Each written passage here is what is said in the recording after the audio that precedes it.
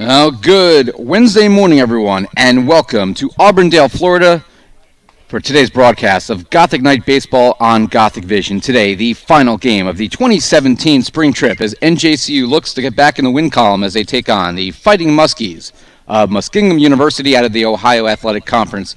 NJCU coming in at 1-4 after dropping a game to Gwynedd Mercy yesterday on the road in about 20 minutes from here in Lakeland. Muskingum got their first win yesterday. They are 1-3 overall. The Gothic Knights will go with a new lineup today in several spots, including Jose Ortiz making his first appearance of the 2017 season after his 2016 season on the mound ended early with an injury. And he will be back out there. The Gothic Knights trying to get their bats back around after scoring just one run yesterday. Ira Thor with you live here at Lake Myrtle Sports Complex, field number 6 on a beautiful day here in Florida. Probably the nicest day of this trip so far, and of course it happens on the last day we're here. 74 degrees so far at game time at 9:10 a.m. is when we expect the first pitch. Partly sunny skies, very, very light breeze. Nothing like it was on Sunday when we were here when there was wind gusts blowing the ball around and creating havoc on the field. Give you the lineup today for both teams. The Gothic Knights will be the visiting team in the box score today. And for the Gothic Knights, leading off will be the designated hitter, Mike Ramirez. Top of the order for him, first time. Bill Feehan, the left fielder, bats second. Nick Rossino, the center fielder, hits third. Lennon Gomez back at first base. He's the cleanup hitter today. Joe Catino in right field bats fifth. Jeff Reinecke hitting .529. The second baseman hits sixth. With Steven Ramos, the rookie third baseman, back in the lineup at third. C.J. Polsini follows him in the 8th spot and catching, and Zach Buckholtz returns. He's the shortstop, hitting ninth. Meanwhile, for Muskingum University, pitching today is going to be sophomore right-hander Patrick McGinty out of Dalton, Ohio, 5'9", 170-pounder. The lineup, Eddie Harper leads off and plays right field. Matt Lynn, the shortstop, bats second. Joe Schumar, the first baseman, hits third with Michael Pagano in the cleanup spot. Austin DeVore is the left fielder. He bats fifth. Nate Mejia, the third baseman, bats sixth with Dallas Allen in the 7th spot at second base. Mark Ibarra behind the plate hitting 8th, and Ben Van Way in center field batting 9th. First pitch about to go here. It's McGinty against Ramirez. And the first pitch is a called strike at 9:11 a.m.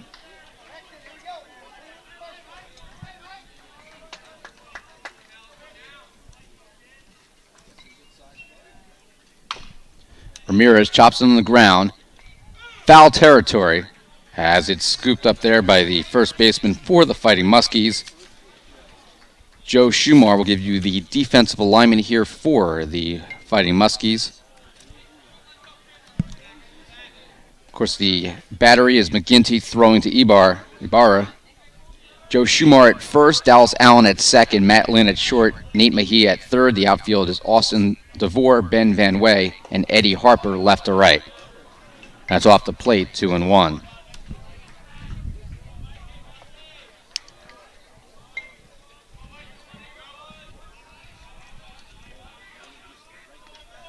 Pitch Ramirez, chopped to first base, and on one hop, scooped up by the first baseman, Schumar, for a 3 unassisted groundout.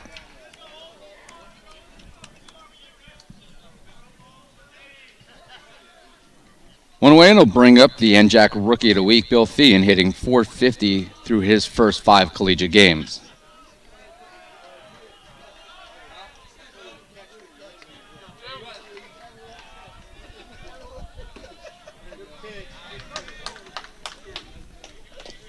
And the first pitch to Feehan is ball 1.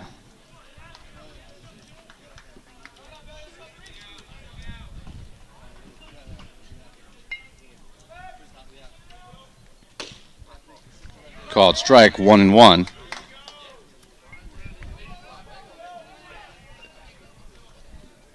Feehan out of Point Pleasant Borough High School. His father, William, a former standout at Kane University in the 80s. He's on the trip. That's high. And Feehan is one of 3 rookies in the lineup today for the Gothic Knights, along with Lennon Gomez and Steven Ramos. The 2-1 swing and a miss as that ball drops in on the curve, and it's even at 2-2.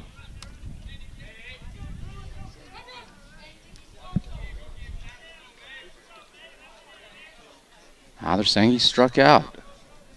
As the first pitch, umpire didn't say anything. I assumed it was a ball. It was not. And that makes it, that was a 1-2 pitch rather than a 2-1.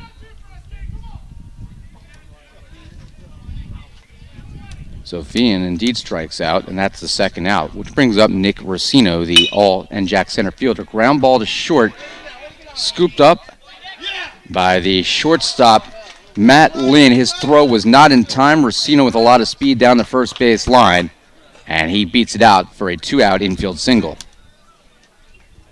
So Racino aboard, and it'll bring up the first baseman, Lennon Gomez.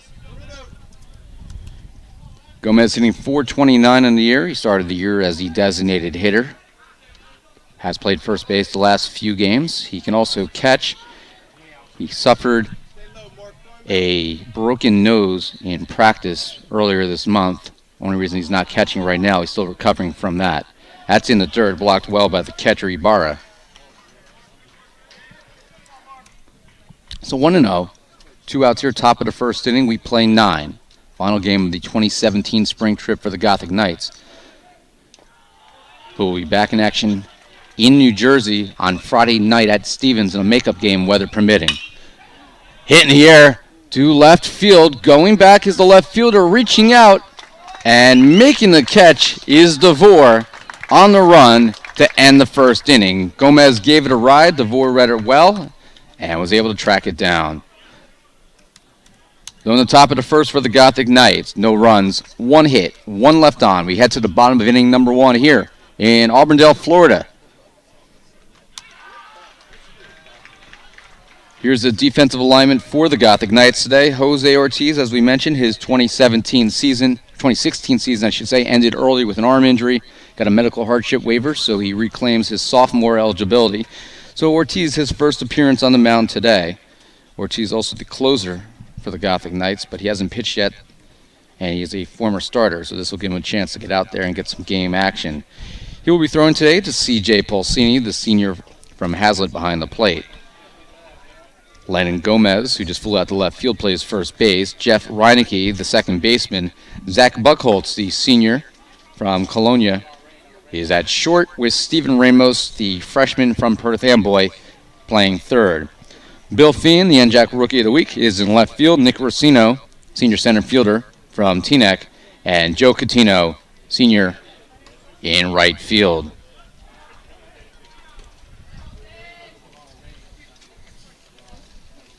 It'll be Harper, Lynn, and Schumar for the Fighting Muskies here in the bottom of the first inning. Majority of this team is from the state of Ohio, as you would imagine. School is located in Concord, Ohio, roughly 40 minutes or so southwest of Columbus. And they are members of a very good league. As good as the NJAC is in baseball and softball, the Ohio Athletic Conference is right up there as one of the better conferences in Division III baseball. League is most well known for Mount Union, which has won about 300,000 Division III football championships in a row. Didn't win this year, though. In fact, didn't make the championship game for the first time in, I believe, in about a decade. So the leadoff hitter will be Eddie Harper. He is a junior, 5'8", 165-pounder from Berea, Ohio.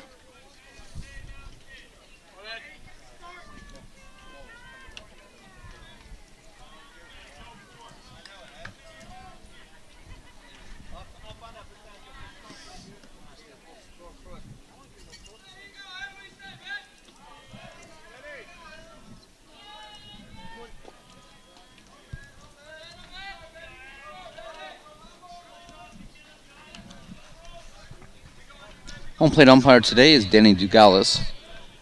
Ronaldo Cockrum in the field, and the first pitch Jose Ortiz throws this season is a called strike.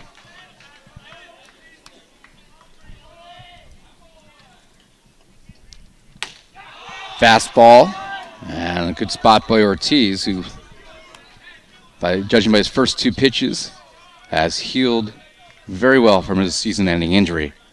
Swing and a miss, and Ortiz strikes out Harper on 3 pitches. So 1 away, it'll bring up the shortstop, number 4, Matt Lynn. Lynn is a 5'11 senior from Nashport, Ohio. Both these teams looking for win number 2 on the season. Ortiz, another blistering pitch. This is the first ball he's thrown.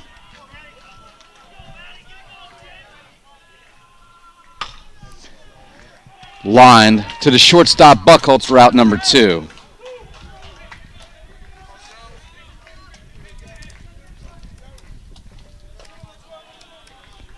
So 2 away, it'll bring up the first baseman, number 27, Joe Schumar, left-handed hitter, 5'9", senior out of Mainsville, Ohio.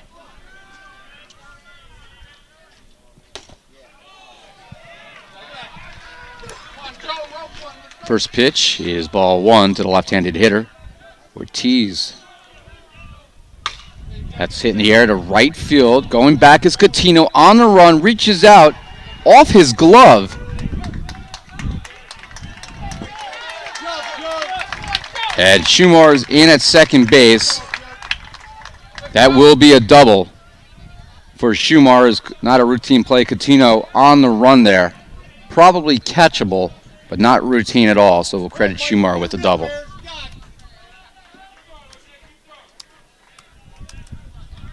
That'll bring up the designated hitter, number 14, Michael Pagano. He's a 6-foot sophomore, 195, out of Pickerington, Ohio. Each team with 1 hit, and Ortiz deals. That's lined to center field on 1 hop. Racino fields it, then he bobbles it. Schumar around first at third. He will score. It's a 2-out single by Pagano, and the Fighting Muskies have taken a 1-0 lead here in the bottom of the first inning.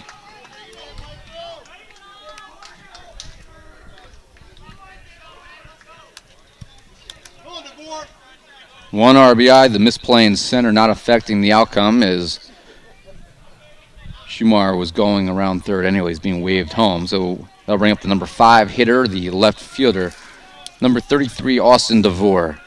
Left-handed hitter, a 6-foot, 170-pound senior out of Grove City, Ohio.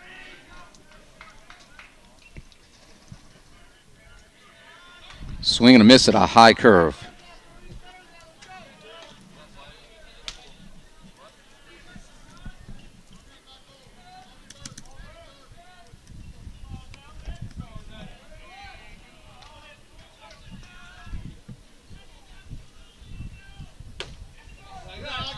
Below the knees, ball 2, or ball 1, 1-1.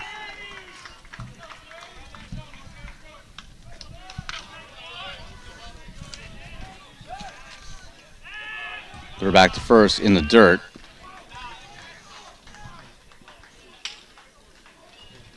DeVore last year in limited action, 9 games, 8 starts, hit .258.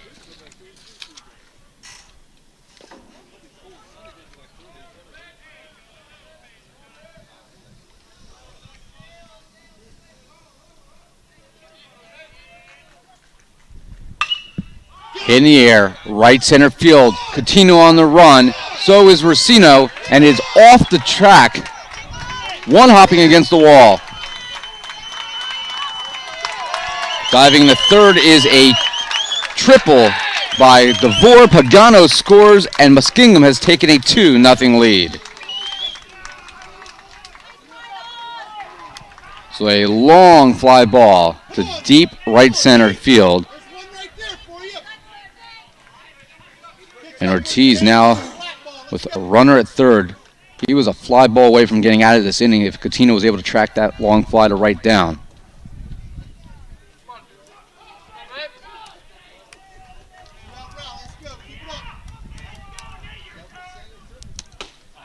And he'll bring up Mejia, the third baseman who swings at the first offering.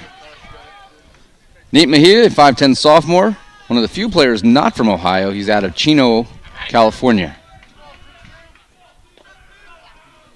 The 0-1 is low.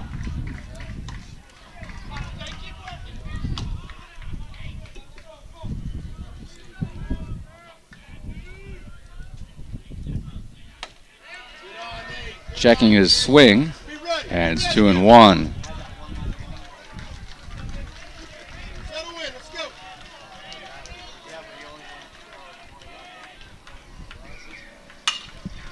Fly ball, right field. Coming over a few strides is Coutinho. This time he does make the catch, and the inning comes to a close. But not before the Muskies are able to get on the board twice here in the bottom of the first inning. 2 runs on 3 hits, 2 extra base hits, and 1 left on. And the Fighting Muskies lead the Gothic Knights 2-0. You're watching Gothic Knight Baseball here on Gothic Vision. We'll be back in a moment for the second inning.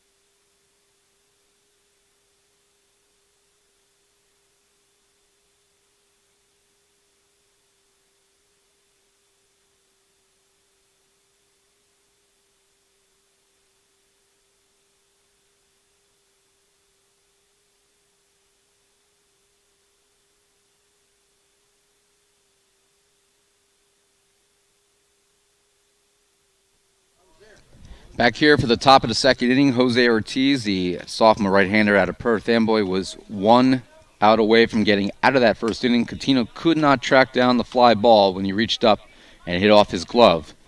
And that extended the frame. It was a double, not an error. However, a ball that was catchable.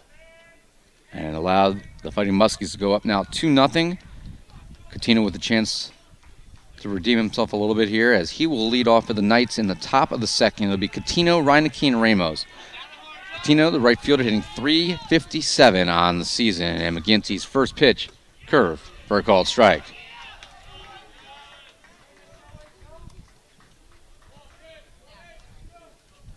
Coutinho, finance and marketing major at Colonia, New Jersey.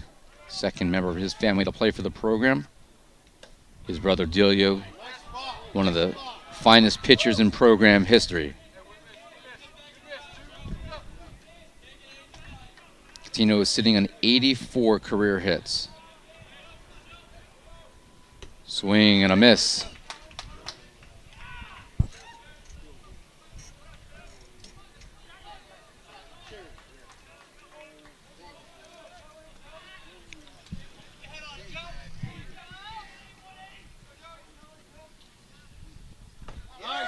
That's high, 2-2.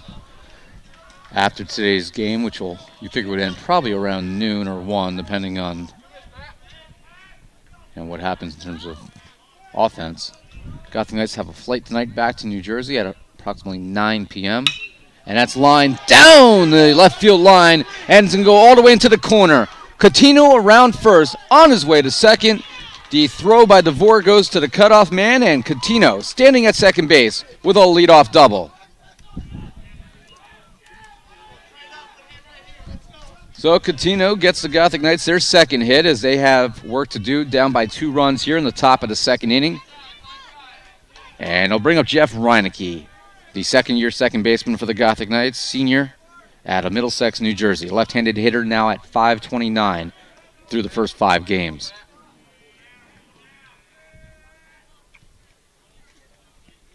Swing and a miss.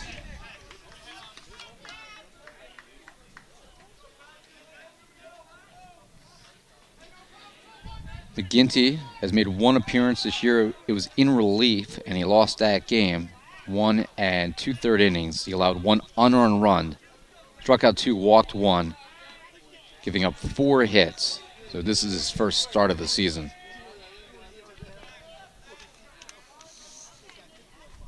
Swing and a miss. And Reineke down 0-2. A year ago, In 10 appearances, 6 starts, McGinty was 3-4 with a 4.47 ERA, 1 complete game through 50 and a third innings, 305 opposing batting average, 25 strikeouts, 27 strikeouts, and 12 walks.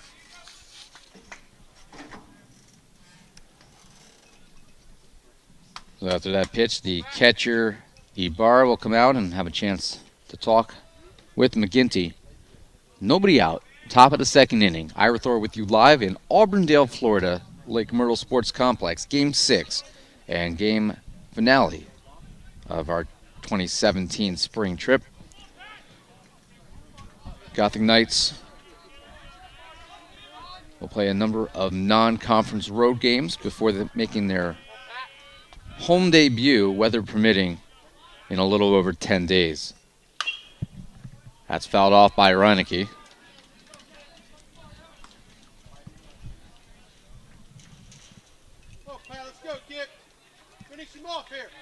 I'd say roughly 1/3 to 40% of the players have family down on the trip. Nobody more than Jeff Reinecke, who has probably about 5 or 6 family members down here. That's high. It's 2-2.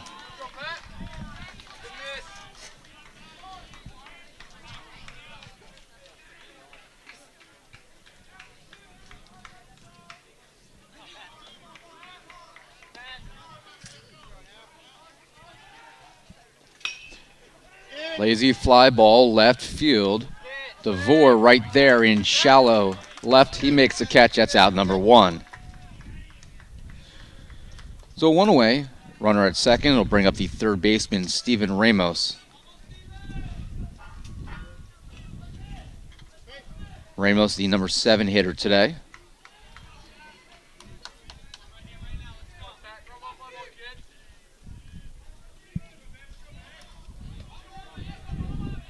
Ramos, 5'9", 185-pounder out of Perth Amboy, a National Security Studies major.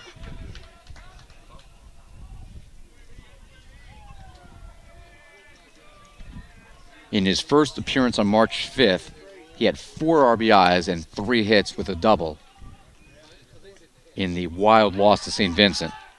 McGinty steps off. That was a 15-12 finale. With the exception of yesterday's loss to Gwynedd Mercy, every game on this trip, win or loss, has been decided by 3 or less runs, including 3 games by 1 run. There goes Coutinho. He steals third easily. Got a huge jump. So runner at third.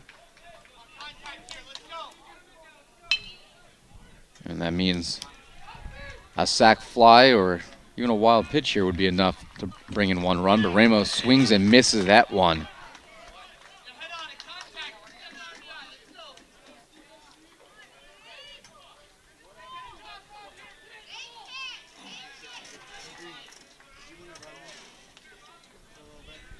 Two strikes on Ramos. And time is called by the home plate umpire, Danny Dugalis.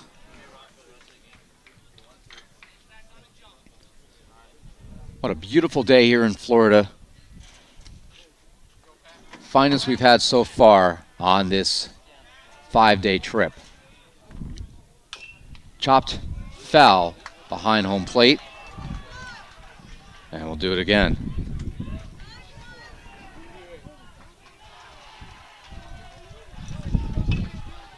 Directly behind us is Gwynedd Mercy, who the Gothic Knights fell to yesterday 11-1.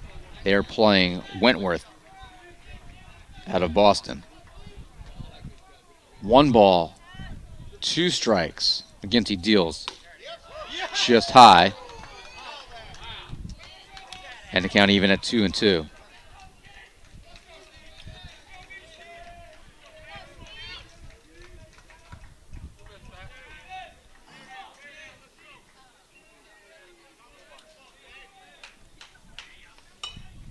This one fouled towards the Gothic Knight dugout on the first base side.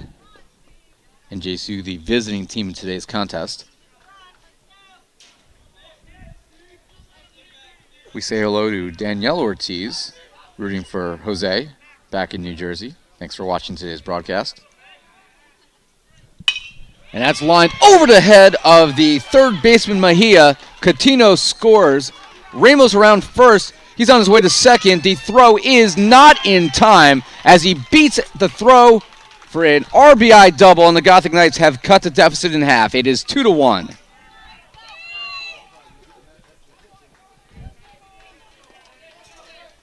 Ramos took a turnaround first, saw that the left fielder Thor hadn't picked the ball up yet, stutter stepped and took off to second, and with his speed he was able to beat it out.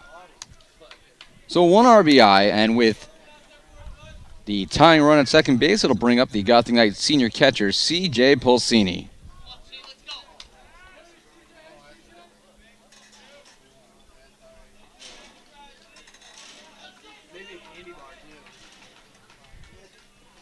As the second career double for Ramos. Chopped in front of home plate. Ramos to third. The throw will be to first. And Pulsini is retired 2-3.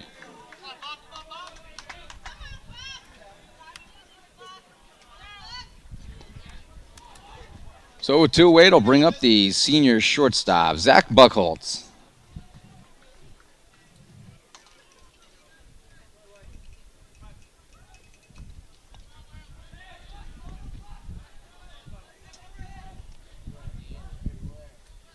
Buchholz in a mild slump to begin his senior campaign, but he's been very productive through his career.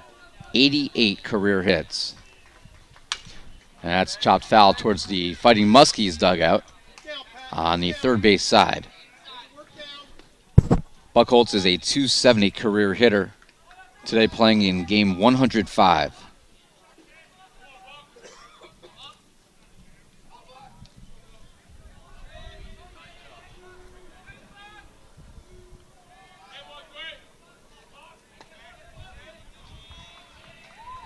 McGinty deals. That is high. 1 ball and 1 strike. If you're just tuning in, the Muskies were able to put 2 runs on the board in the bottom of the first inning. The Gothic Knights with 1 so far here in the top of the second. They have the tying run in Steven Ramos standing at third. Buchholz, that's foul tip off the barrel of the bat, and 1-2 is the count.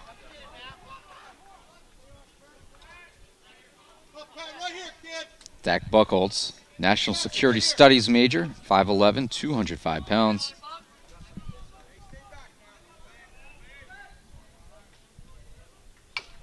Ground ball between the pitcher and second base. McGinty will take it himself, flips to first, and the inning comes to a close. So McGinty gets out a little bit of a jam there, allowing just 1 run, stranding the tying run at third base. In the second inning for your Gothic Knights, 1 run on 2 hits, 1 left on base. Bottom of the second inning coming up next in Auburndale.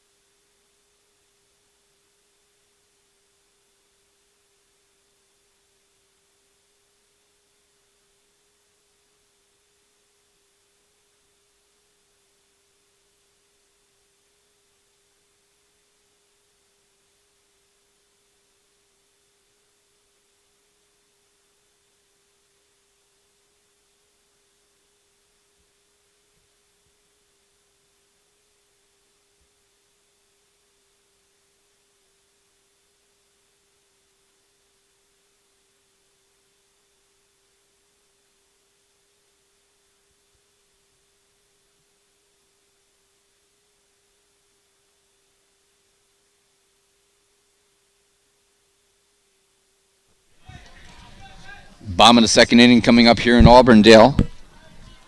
The Muskies a year ago went 17-20. 7-11 in the Ohio Athletic Conference. But they were 7-2 in neutral site games, and all these games down here in Florida, of course, are neutral sites. The only thing predetermined is who will be the home and away team on the scoreboard. This is the Russ Matt College Invitational. It'll be Allen, Ibarra, and Van Way. The 7, 8, and 9 hitters, Jose Ortiz out there for his second inning of work, trying to keep the deficit at just 1. And the first pitch popped in the air, foul. Pulsini will give it a look, and it is going to bounce towards the concession stand where a fan waiting online for a bottle of water made a nice one-handed grab.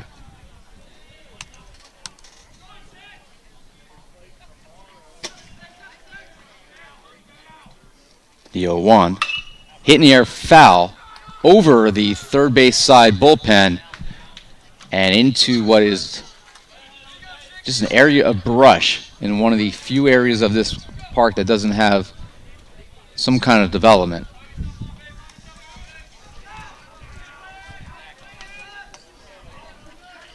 The 0-2, swing and a miss, in on the hands with the curve, and a strikeout by Ortiz, sending down Allen. That is strikeout number 2 so far for Ortiz. He struck out the leadoff hitter in both innings. That'll bring up the catcher, number 11, Mark Ibarra, 5'9", 160-pound sophomore out of Chino, California. Looking at the roster, the Muskies have 2 players from California, both from Chino, 1 from Pennsylvania, 1 from Indianapolis, Indiana, and everyone else from the state of Ohio. First pitched, Ibarra, was a ball, and it is now 2-0.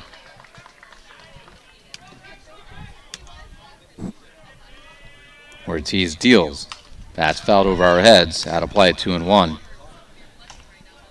Other than driving through the state to go to Indianapolis, I've only been in the state of Ohio once.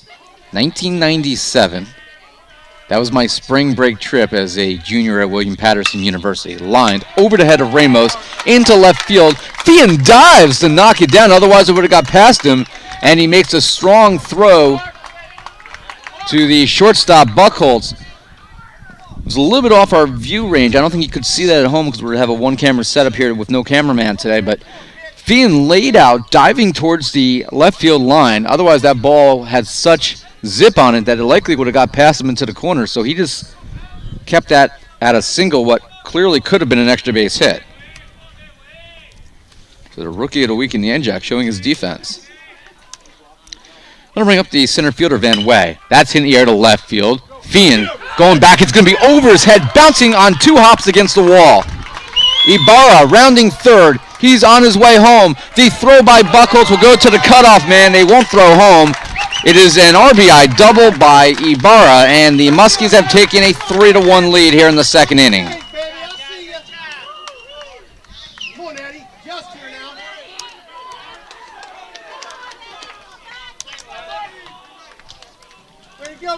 As the third extra base hit for Muskingum so far here in the first 2 innings. Fian realized it was over his head and had no chance to track that one down. Was able to play it cleanly on 2 hops, but not enough time to set down Ibarra. Brings us to the top of the order. It'll be the right fielder Harper. He struck out swinging in the first inning. Runner at second base, 1 out. And that called strike. 1997, did not have the money to go to Cancun or some of these other fine destinations folks get to go to. I had $200. Brother and I went out to Ohio, toward the city of Cleveland, went to the Rock and Roll Hall of Fame, saw a Cavs game, went to the Football Hall of Fame. That's hit in the air, left center field. On the run is Racino, and Fian bounces against the wall. That will score Van Way. Back-to-back doubles as Harper pounds his chest standing at second base. And it's 4-1 Muskingum.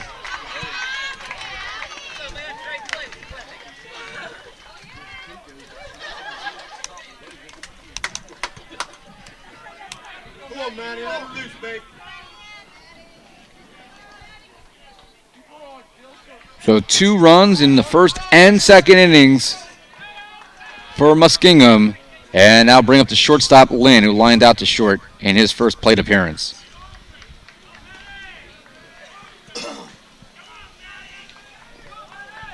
Ortiz staring at second. His curve is a called strike.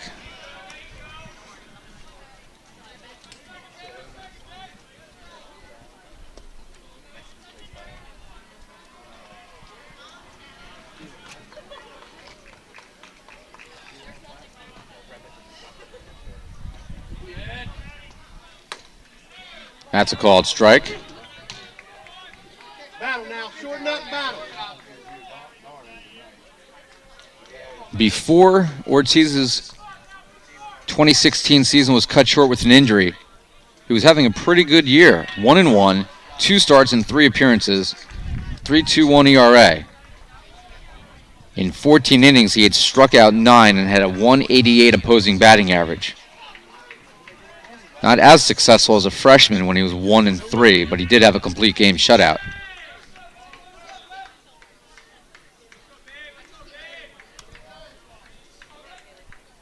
Ground ball through the right side. That's a base hit. Harper around third.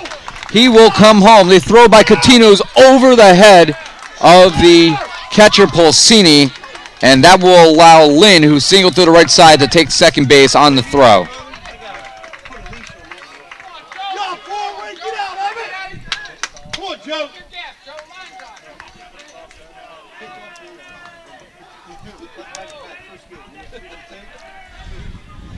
And it's 5-1 Muskingum. 3 runs here in the bottom of the second inning. 6th batter of the inning will come up here as the Muskies have had 4 consecutive hits. They have 7 hits thus far, but first there will be a visit from Nick Cesare, the Gothic Knight pitching coach, to have a chat with Ortiz.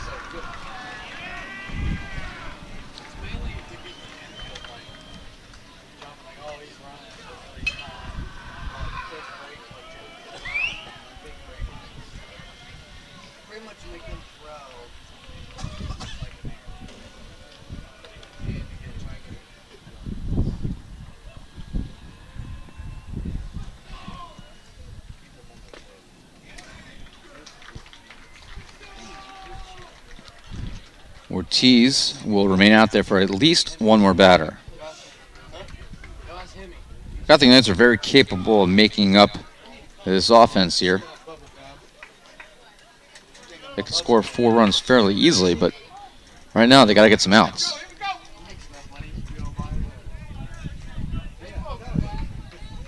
Wind picking up now just a little bit, blowing at my back out of the south.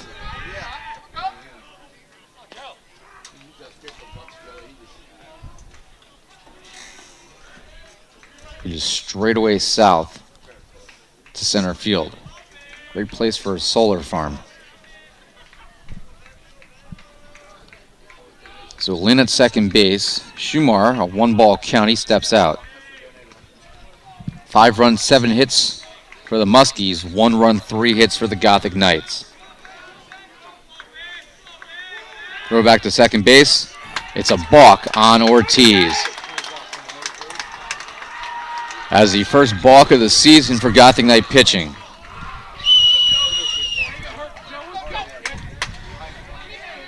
Ortiz has thrown 29 pitches, 22 of which have been strikes, but 7 hits for the Muskies.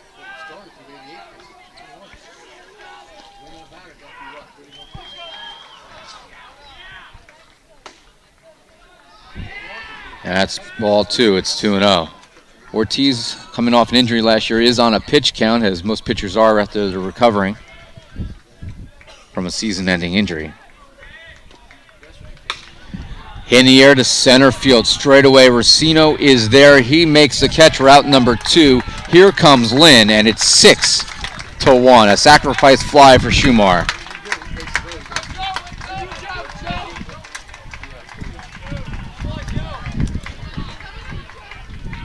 And with 2 outs and nobody on, it'll bring up the designated hitter Pagano, who had an RBI single and a run scored in the first inning. Batter number 7 in this frame for Muskingum.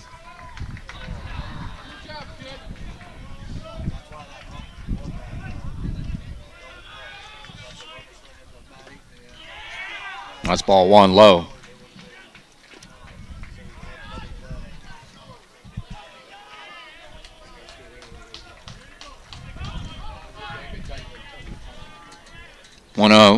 Swing and a miss on a changeup.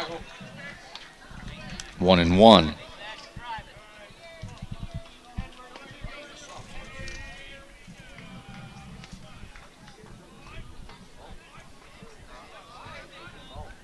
Swing and a miss. Another good pitch there by Ortiz, tailing away from the left-handed hitter. And Pagano is now down 1-2.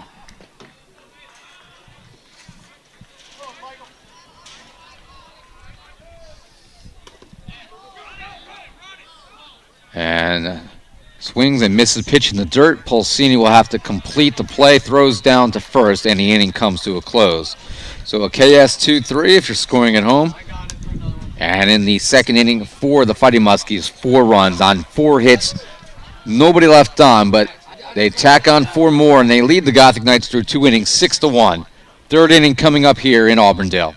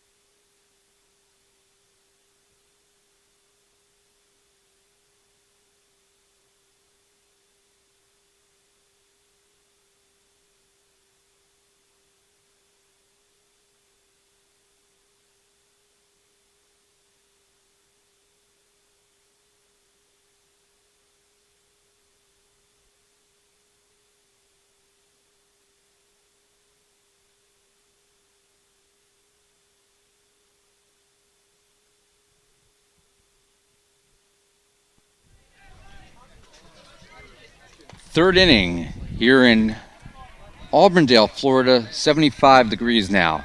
But the Gothic Knights, bats need to heat up as they trail 6-1, and Mike Ramirez, Bill Fien, and Nick Rossino will lead us off here with NJCU down 6-1. Ramirez, the leadoff hitter, fouls off the first pitch.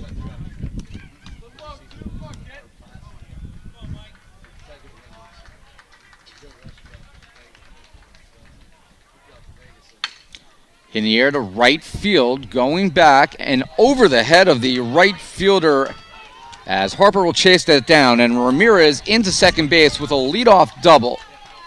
His first extra base hit of the year, second leadoff double in as many innings, and the third double for the Gothic Knights today, and the ball really now flying off the bat of both of these teams.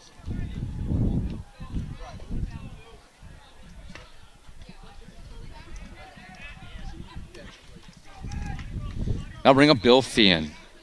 Fien struck out swinging in the first inning.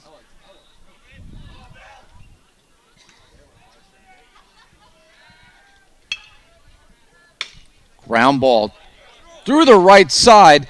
The second baseman's over in time, makes a great play as Allen flips the pitcher, McGinty covering the bag. Great defensive play to retire Fien. Ramirez goes to third. So a 4-1,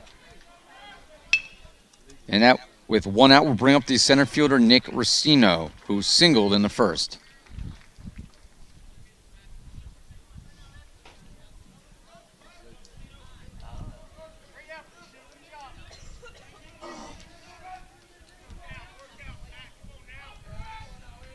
Rossino, a second-team All-NJAC player last year and a 2-time second-team academic All-NJAC performer.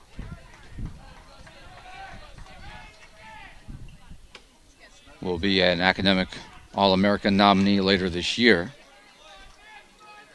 Good student, National Security Studies major, and a 4-year player for the Gothic Knights. The 0-1 pitch. And that's lined through the left side for an RBI base hit. And that will score Mike Ramirez, the Gothic Knights' second run. It is 6-2. So his second single of the game brings in 1 run.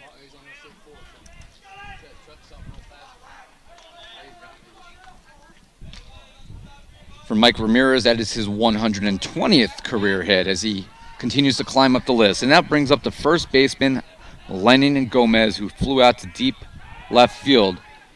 Diving in safely is Nick Rossino. Number 24, Lenin Gomez at first base. Reminds me of another fine first baseman wearing number 24. The great Alex Weinstein, all-region player for the Gothic Knights, who completed his eligibility in 2015 when he set single-season school records with 22 doubles and 50 RBIs to earn all-region accolades. And coincidentally, Alex Weinstein is watching today's broadcast in Miami. So, hello, Mr. Weinstein. Swing and a miss. And it's 0-2. Alex is in the police academy down there.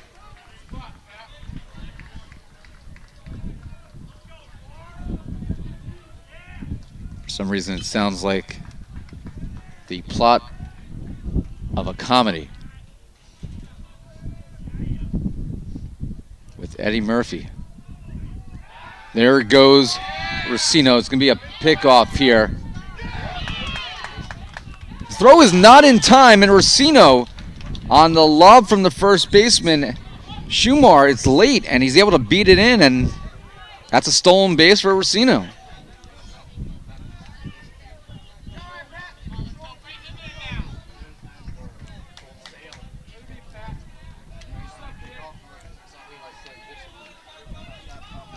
So a failed pickoff,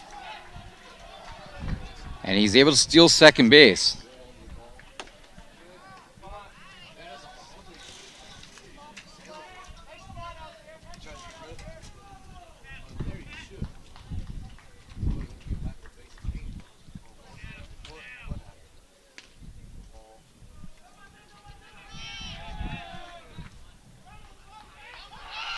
Throw back to second, diving in safely is Racino, whose uniform is now filthy.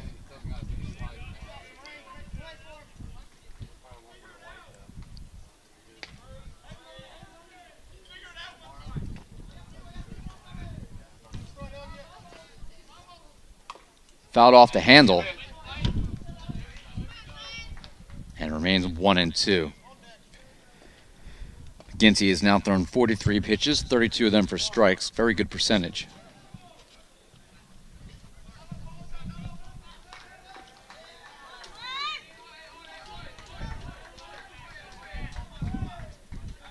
Approaching 10 o'clock in the morning. Ground ball through the left side, underneath the glove of the shortstop, Lynn. Rounding third and scoring will be Nick Racino. A one-out RBI single by Lennon Gomez. The Gothic Knights cut the deficit in half. It is now 6-3.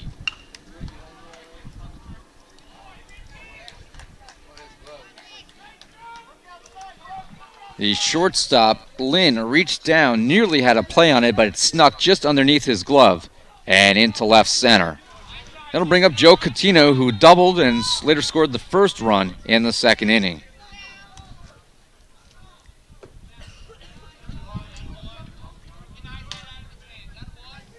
And the first pitch to Catino is low.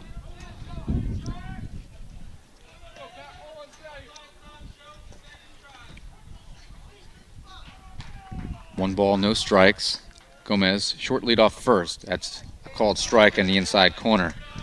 Not only was Alex Weinstein a tremendous baseball player, he was on my staff as a student assistant for 4 years, and his claim to fame is he was the videographer for 2 plays that ended up on the SportsCenter Top 10. In the dirt, the catcher had a problem locating it, but Ibarra is able to pick it up, and Gomez not going anywhere.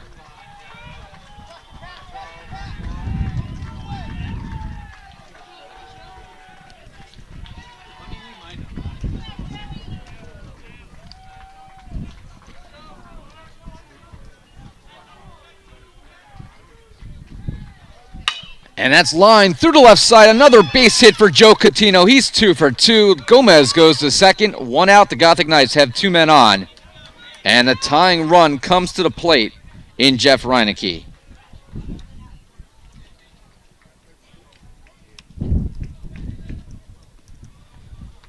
Fourth hit of the inning for the Gothic Knights. 3 consecutive singles after a leadoff double. And that will induce a pitching visit to the mound, and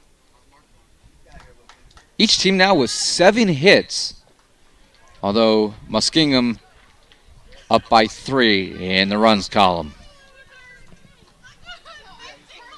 The head coach for Muskingum is Greg Thompson. The assistant coaches are Mark Walton and Dominic Winters.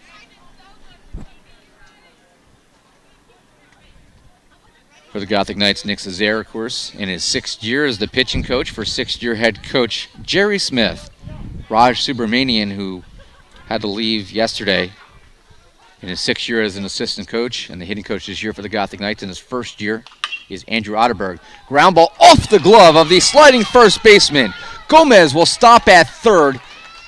A break for the Gothic Knights, an infield single by Reinecke. As a very difficult play there by Schumar at first, he could not handle the hop. And the bases are loaded full of Gothic Knights.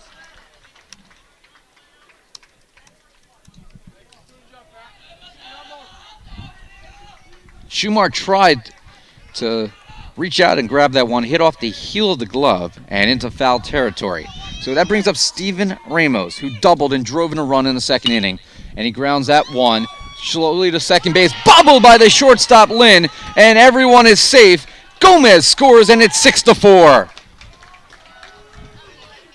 First error of the game, and it gives NJCU a run.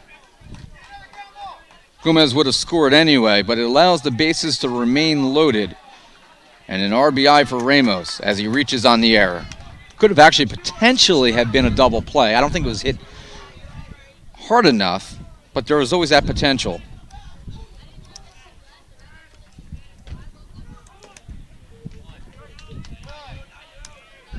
So with 1 out, I'll bring up the catcher, C.J. Pulsini. He grounded out to the catcher 2-3 in his first at bat. He will be the 8th batter of the inning. Still just 1 away. It is 6-4 here in the top of the 3rd. Just off the plate, 1 ball, 1 strike. It's been an entertaining game to watch thus far, and the ball's really popping off the bat thus far.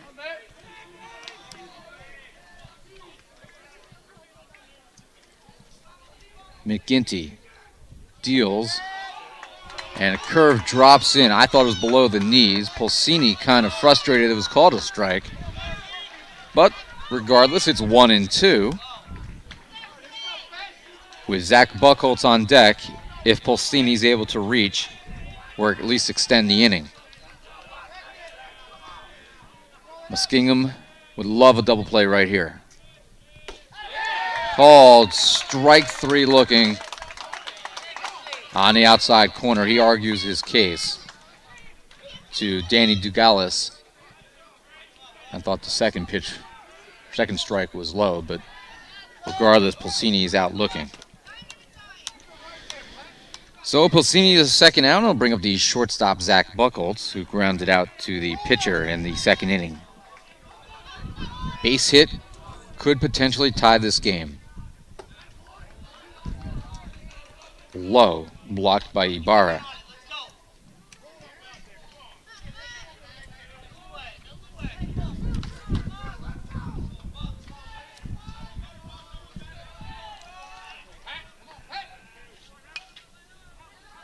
Swing and a miss. 1 ball and 1 strike.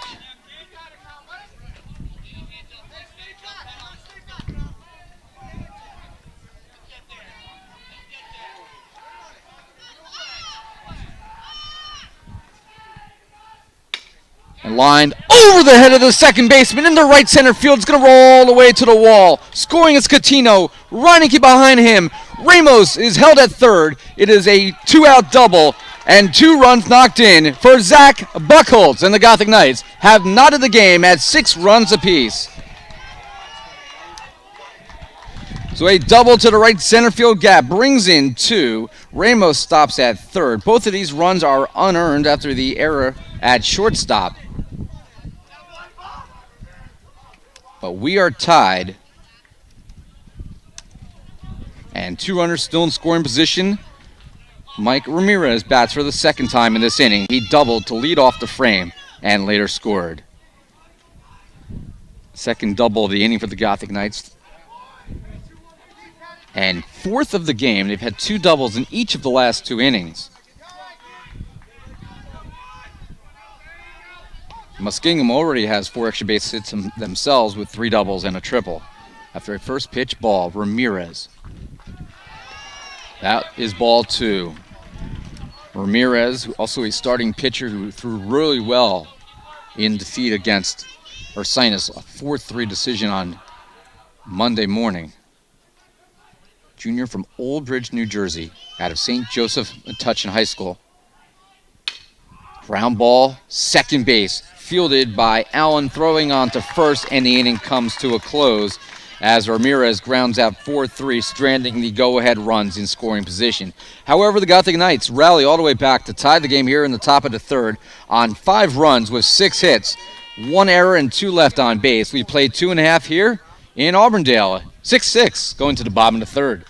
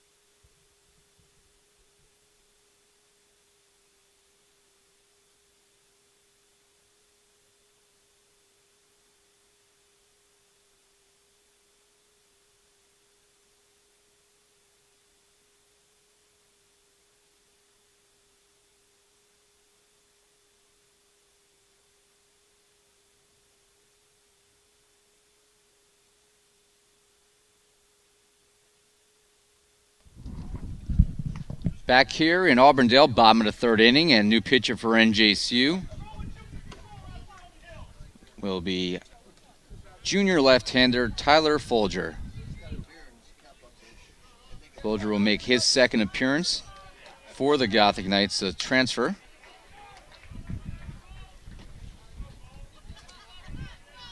The 6'2", 225-pound finance major.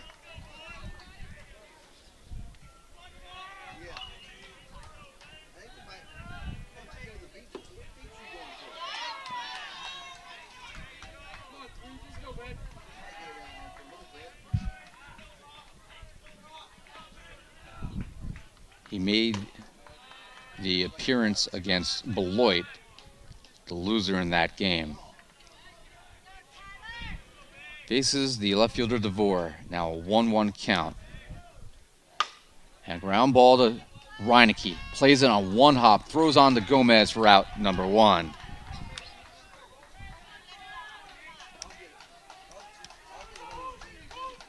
So a 4-3 ground out. It'll bring up Mejia as the number 5, 6, and 7 hitters are due up here for the Fighting Muskies.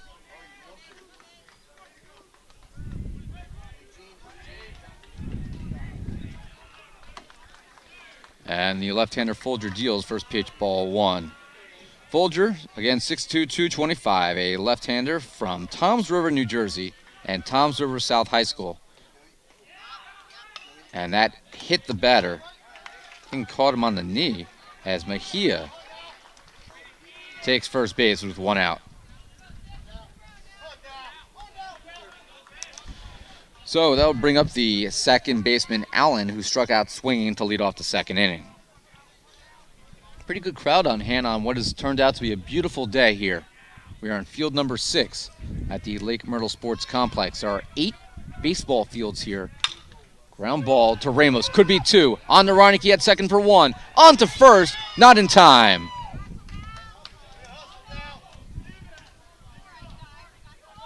So Allen running hard out of the box, reaches on a fielder's choice. Mejia is erased by a 5-4. Again, a beautiful day here. This complex, which is used quite a bit during this Russ Matt Invitational, has 2 sets of 4 fields that are designed in a clover leaf.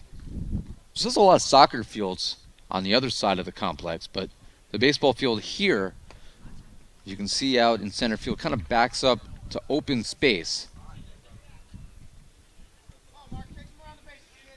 One of the few fields that does that. So with 2 outs, and the runner at first base in Allen will bring up the catcher Ibarra, who singled and scored in the 2nd inning. There goes Allen, and Pulsini couldn't handle it. Stolen base for Allen. So go-ahead run is in scoring position now with 2 outs.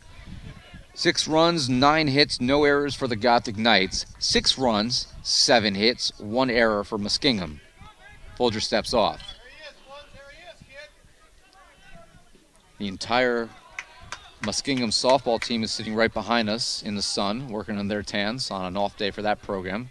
They're playing in the Rebel Spring games down here in the Orlando area. The NJCU softball team is off to a great start to the season. They're 3-1 overall. They're down in Fort Myers at the Gene Cusick Collegiate Classic, and they play 2 games today. Wild pitch. Allen will advance to third. And that's ball 3. Softball today will play Alverno out of the Northern Athletic Conference and Elms out of the New England Collegiate Conference. Gothic Knights 3-1 on the year. They're after an off day yesterday. The day before, they ended their game against Mount Mary with a walk-off grand slam. Pretty good way to finish a game.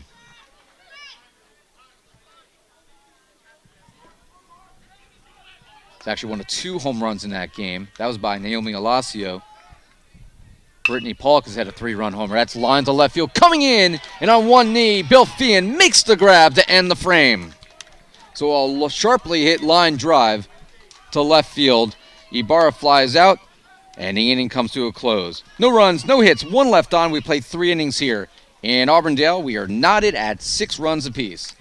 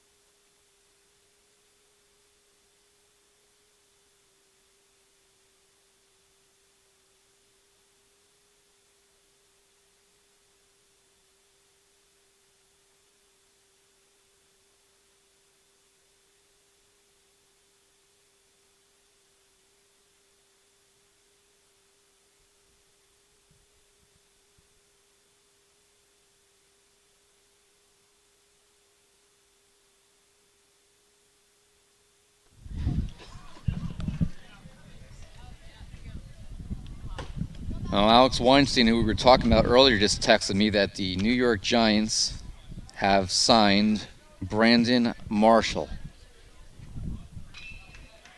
Think about that receiving core now. Odell, Marshall, Shepard, look out. I'm already looking forward to the 2017 football season. But first, we play the top of the 4th, and Bill Feehan, Nick Racino, and Lennon Gomez, the 2, 3, and 4 hitters, due up, and Feehan fouls off the first pitch the other way. That's going to be insane.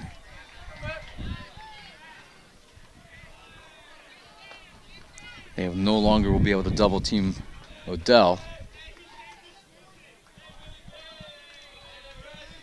I think the Dallas Cowboys not pleased with that signing. Ground ball to third. Tough hop there. Good play by Mejia. His throw on a sharply hit ball at the hot corner. And Mejia throws out Feehan 5-3. So 1 away. It'll bring up the center fielder Nick Racino. He's 2 for 2 today with an RBI and a run scored. Now 120 career hits. He likely will finish in the top 10 in school history. That's high. Letter high, ball 1.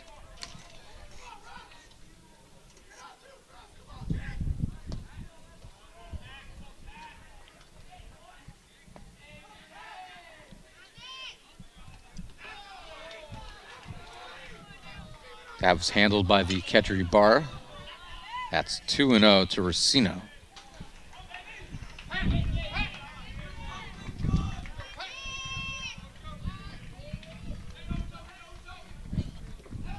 That's in the dirt, so Racino now ahead 3-0.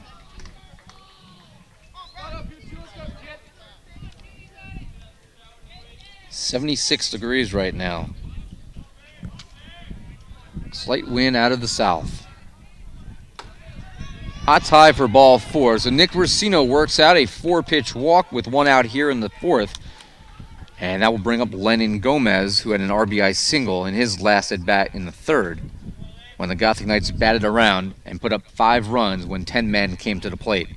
Gomez 1 for 2 today. He also flew out sharply to left field on a long fly ball.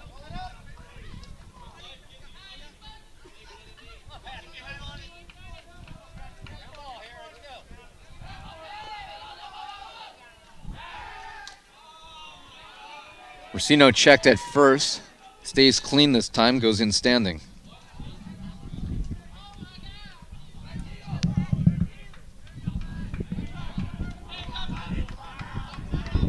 Good feel the wind, I probably hear it going through my mic now. Inside on the hands, but it's a called strike as Gomez turned away from that one.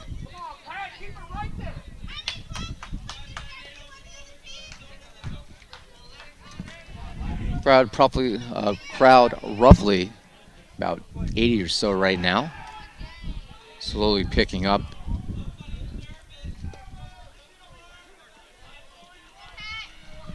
There's a game off to our left and off to our right. After the runner, Racino checked at first. There goes Racino. The throw to second is wide of the bag. It's a called strike, but diving to keep that in the infield on the wide throw, Matt Lynn, the shortstop. Actually, I believe it was the second baseman, Allen. Good play either way. Stolen base by Racino. With 1 out, the Gothic Knights now have the go-ahead run standing at second base. So 2-strike pitch coming here. Slow ground ball back to the pitcher, McGinty. Racino will stay at second base. The throw to first is in time. So a 1-3 ground out. And with 2 away, it'll bring up Joe Catino. The right fielder has scored twice. He's 2 for 2 with a double.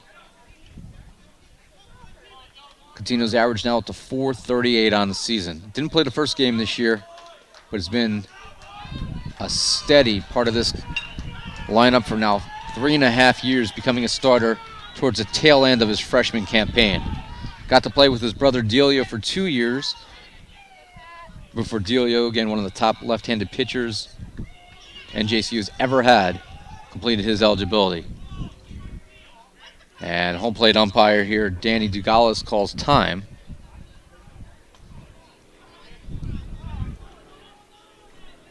Not sure what the confusion is. Nick Cesare, the pitching coach, is at first base. Jerry Smith in the third base coach's box, the Gothic Knight skipper. In on the hands and hits Catino.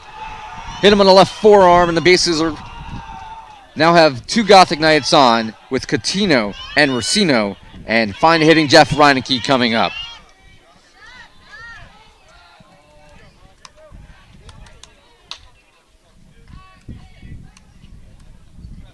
First batter hit by McGinty. He's only walked 1 batter. He's struck out 2. He's given up 6 runs, 4 of which are earned, with 9 hits so far in 3 2/3 innings. Reineke is due up. He's singled and later scored in the 5-run 3rd inning. The left-handed hitter from Middlesex, New Jersey.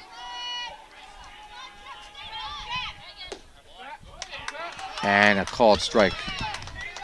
His family was on my flight on Saturday morning at 6 a.m. Had a chance to talk to them a little bit.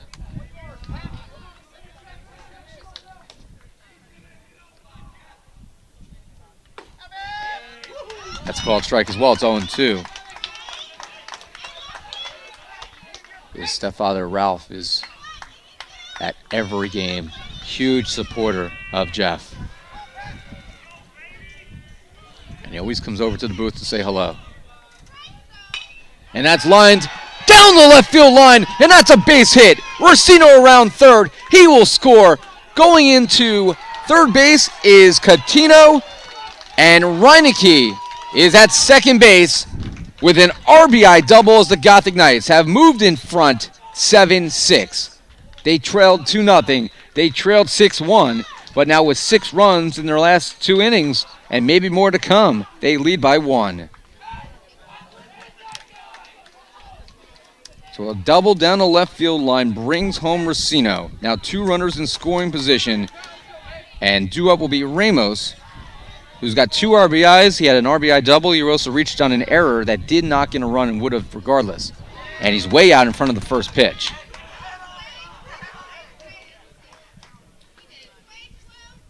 Two away here. Again, this is only the top of the 4th. We're playing 9.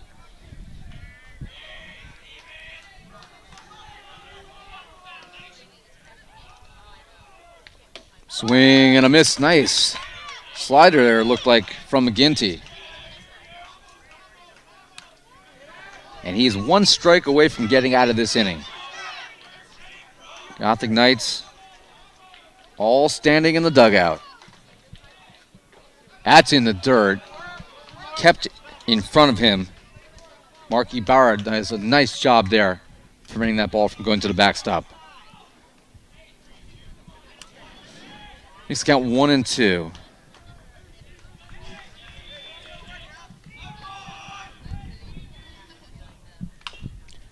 Slow ground ball in front of home plate. McGinty comes out. He throws a little high, but reaching up and grabbing it is Joe Schumar. And the 1-3 put out will end the top of the 4th. But not before the Gothic Knights put a run on the board. They have 1 hit. They leave 2. And they lead 7-6. We'll be back for the bottom of the 4th. Live here in Auburndale coming up.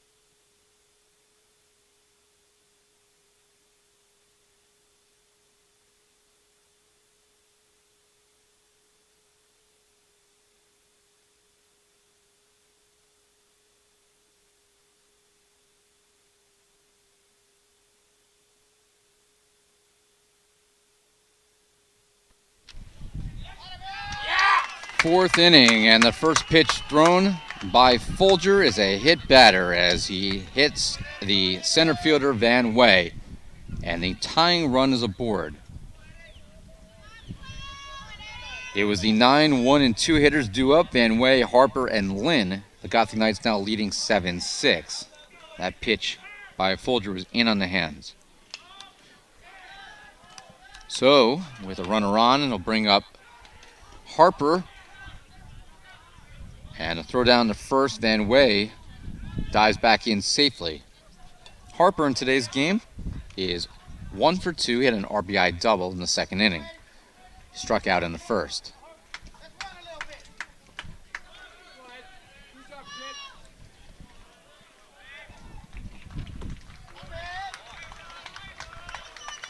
That's ball 2. 2-0.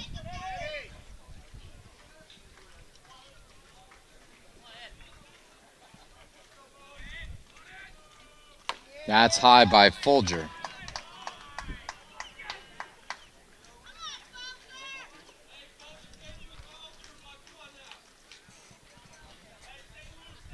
Folger right now, the pitcher of record. Ortiz off the hook. That's a called strike, 3-1. Jose Ortiz, again, making his knee injury last year, threw hard.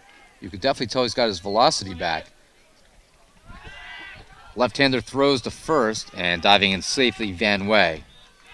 But Ortiz gave up 6 runs, so a very shaky season debut for him. But he's primarily going to be the closer this year. He has a pitch limitation. That's popped in the air, foul. Pulsini gives it a look, but it's over our heads.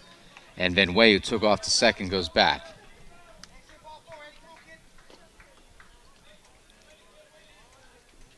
And have Jose Ortiz as your closer. That's a really nice luxury.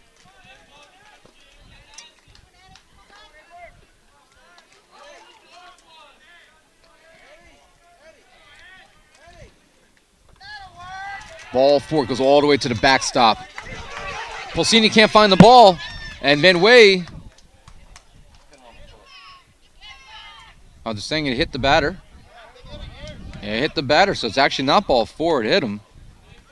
So in that case, Van Way cannot go to third, only 1 base allowed, and that actually is a break for the Gothic Knights, because otherwise if it was ball 4 on a wild pitch, Van Way could have gone all the way to third. That's a big time break right there. It'll be a visit to the mound here by pitching coach Nick Cesare. There you see Mike Albunia, the Gothic Knight backup catcher. He's also catching in the bullpen right now, as there's a little bit of action down there. Nate Facey now heading down to the bullpen to warm up.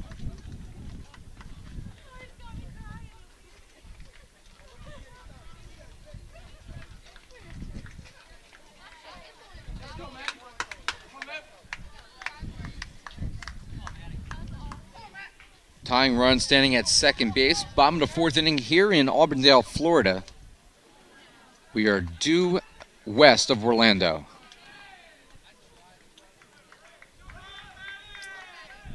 Brings up to shortstop Lynn. He had a single and an RBI with a run scored in the 2nd inning. He also lined out to short. 1 for 2 today. Shows bunt. Sacrifice attempt. Folger's there. Throws on to Reineke for the force. The fielder's choice, I should say. Not fielder's choice, I mean sacrifice. That's what happens when you wake up at 5:15 a.m. But Harper and Van Way both advanced to second and third respectively. So a 1-4 sack bunt. 1 away.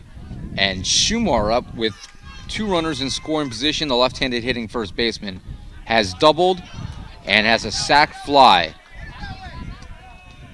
1 run scored for him. 10 hits for the Knights, 7 for the Fighting Muskies. Great nickname. In the air, left field, Fian coming in on the run, makes the catch. Here comes the throw, Ramos to Pulsini, and it gets in the dirt over the head of Pulsini. Scoring on another sac fly is Van Way. That ties the game at 7 apiece. Harper on the throwing error goes to third.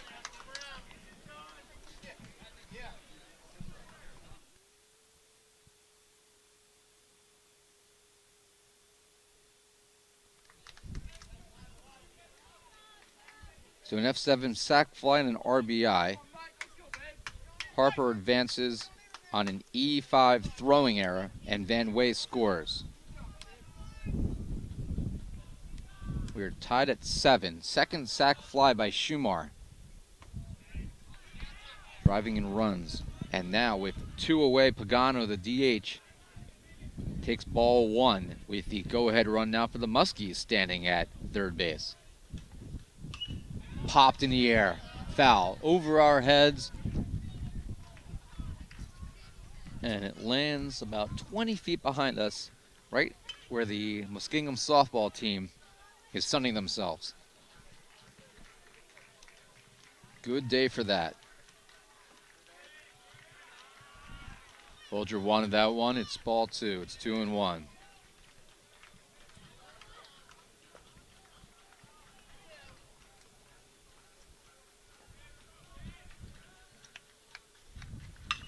Hit in the air, deep center field. Going back is Racino. Racino looks up, and it bounces up and over the wall on one hop. It's a ground rule double by Pagano. That scores Harper, and Muskingum has regained an 8-7 lead. 2 runs home here in the bottom of the 4th. Racino went a long way, straight away center field, and it took one high hop off the middle of the warning track and over the fence.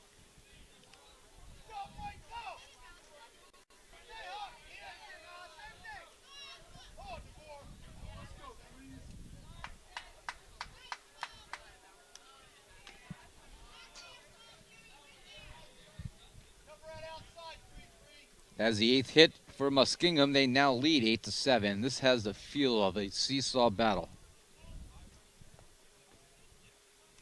After a first pitch foul tip, Folger deals. Curve drops in at the knees, but a called ball.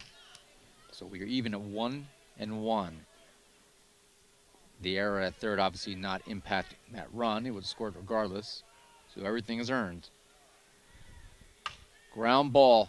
Reinecke at second behind the bag, throws on to Gomez at first, and the inning comes to a close, but not before the Fighting Muskies regain the lead. 2 runs on 1 hit, 1 error that did not impact the play, and 1 left on, and the Gothic Knights back up to work to do here in the top of the 5th. They trail by 1 at 8-7.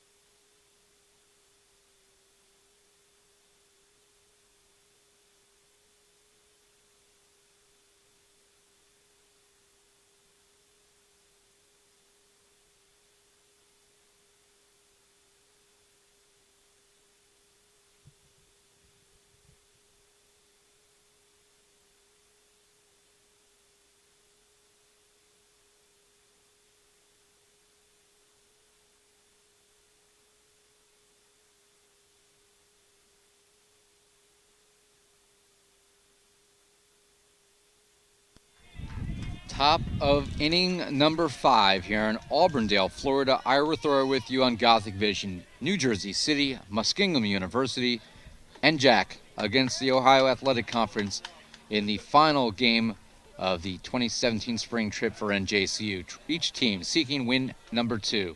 C.J. Pulsini leads off, and the first pitch he sees is strike 1. And that is a called strike as well. He struck out looking in the 3rd inning. His average is down to 143. It'll be Pulsini, Buchholz, Ramirez, the 8, 9, and 1 hitters due up for the Gothic Knights. McGinty has thrown 79 pitches, 56 for strikes. It's 1-2 right now. Pulsini fouls that one off to our right, and it's going to wind up in the concourse area between fields 5 and 6 here at the Lake Myrtle Sports Complex.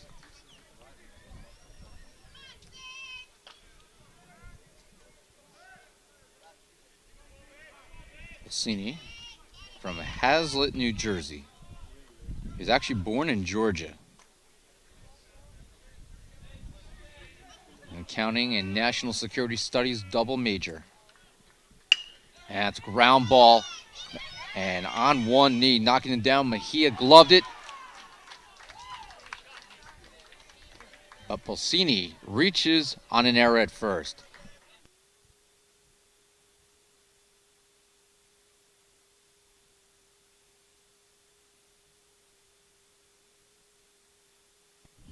So a throwing error on Mejia, who had to go to one knee. And his throw to the first baseman, Schumar, had to be scooped out of the dirt. Couldn't do so, and Pulsini reaches on the second error of the game for the Muskies. So an E5 throwing error, one out, and it'll bring up Zach Buchholz. Buchholz fouls that one off, and it bounces up and over the third base dugout. Zach Buchholz with the biggest hit so far today for NJCU, a two-run double in his last at-bat in the third inning.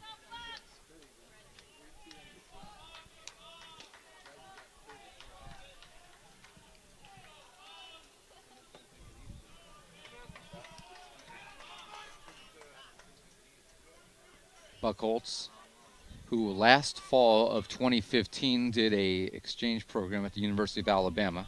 He is a die-hard Roll Tide fan. And they hit him on the left shoulder, and they're saying that he leaned into it, and here comes head coach Jerry Smith to argue that one. That ball was inside. However, the umpire, Danny Dugalis, is saying that Buchholz leaned into it.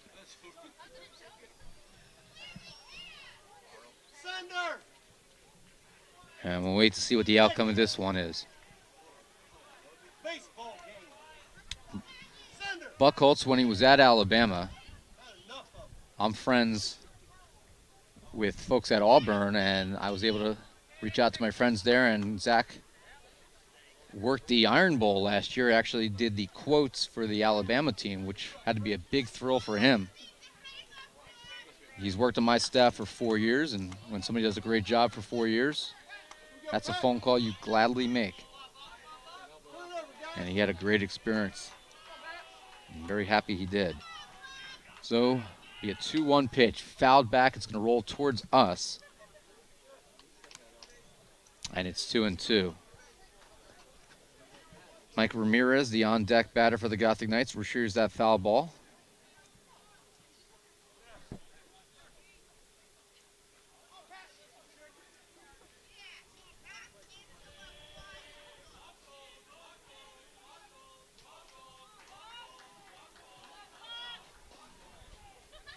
Nobody out.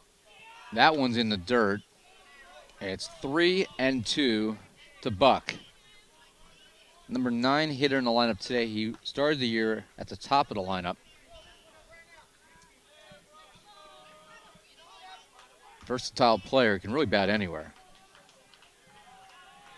8-7, Muskies lead here in the top of the fifth. The 3-2 pitch by McGinty, that's fouled off towards the third base dugout.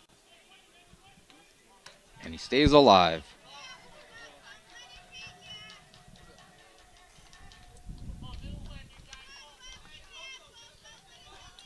My phone is blowing up. Everybody's asking me how I feel about Brandon Marshall signing with the Giants. Answer, pumped. The throw over the first, Pulsini standing. He's able to beat the check throw. Eli's going to throw for 10,000 yards next year in the first game. Foul ball down the third base side, and it remains 3-2.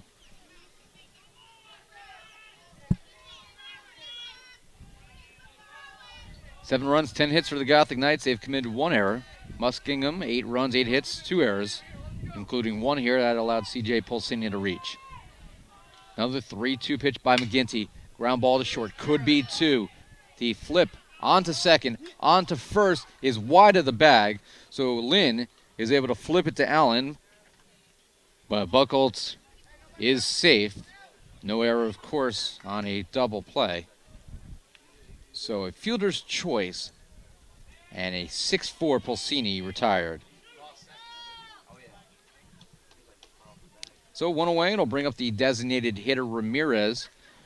His fourth at bat of this game. He's 1 for 3. Ground out to first. A double and a run scored. And a ground out to second. He batted twice when NJCU batted around and sent 10 men to the plate in the third. And Ramirez hits in the air to deep center field, going back and over the head of the center fielder Van Way. Buckled around third, he's being sent, and he will score on an RBI triple standing by Mike Ramirez. Who says starting pitchers can't hit the long ball? That one almost cleared the fence. Didn't miss by much. Effective either way as it ties the game at 8 runs apiece.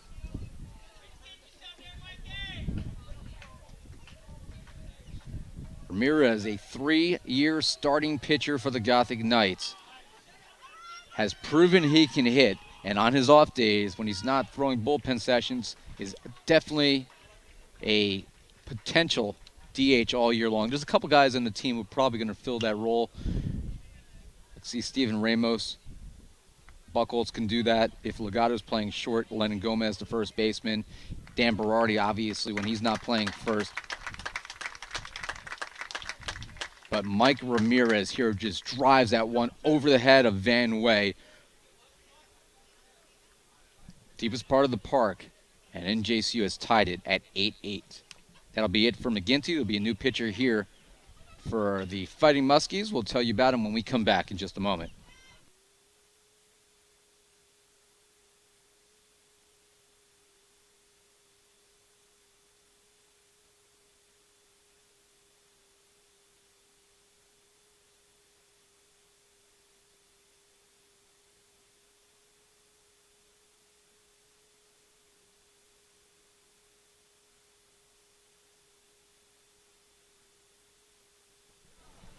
We're back, and the new pitcher for Muskingum is junior right-hander Kyle Schmidtgen, who is a 5'9" junior out of Batavia, Ohio.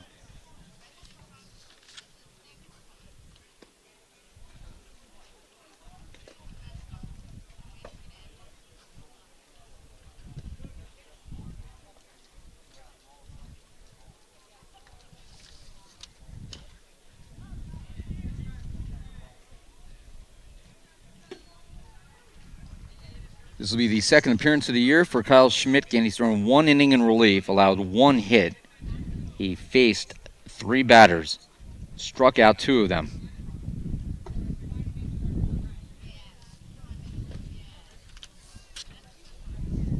As he takes up his warm-up pitches, Bill Feehan is on deck for the Gothic Knights. A year ago, Schmidtgen, mostly out of the bullpen, 14 appearances. He made 2 starts, 1-1, with a 5.97 ERA in 28 and 2/3 innings. Struck out 13, walked 15, and had a .297 opposing batting average.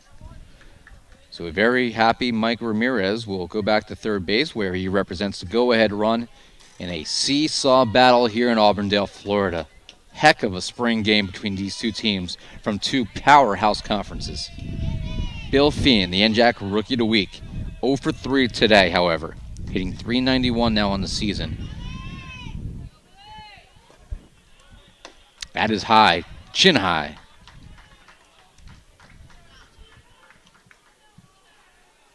As I mentioned earlier, I met his father, William, who was in fantastic player at Kane University back in the 80s. His mom, Judy, is watching back in New Jersey, as far as we understand.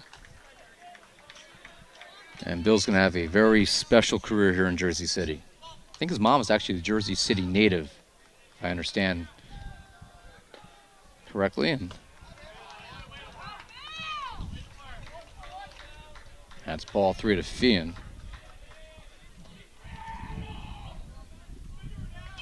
Feehan is a mathematics major, which means he is smarter than me. And that's ball 4. And he draws the walk. Runners in the corners for Nick Racino. By the way, the run by Buchholz is unearned, as Pulsini reached on the error and then was retired on the fielder's choice. Obviously, had the error not occurred, the throw would have been the first. So there would be 2 outs now rather than 1. So, unearned run, but the Gothic Knights will take it. That's the 3rd unearned run that they've been able to chalk up. And Nick Racino steps in. Been on base 3 times, 2 singles, an RBI, and a walk. He has scored twice. High.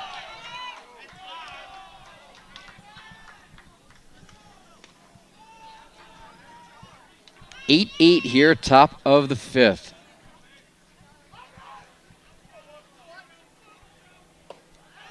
Inside, ball 2. We have to thank the Fighting Muskies pitching staff who's helped us out today, the guys who are not throwing, who've helped us out here on the scoreboard.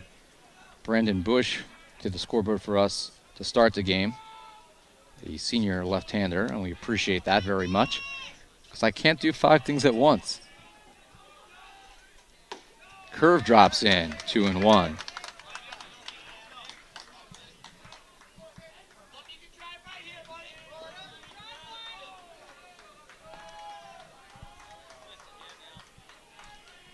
March 8th, 2017. Swing and a miss.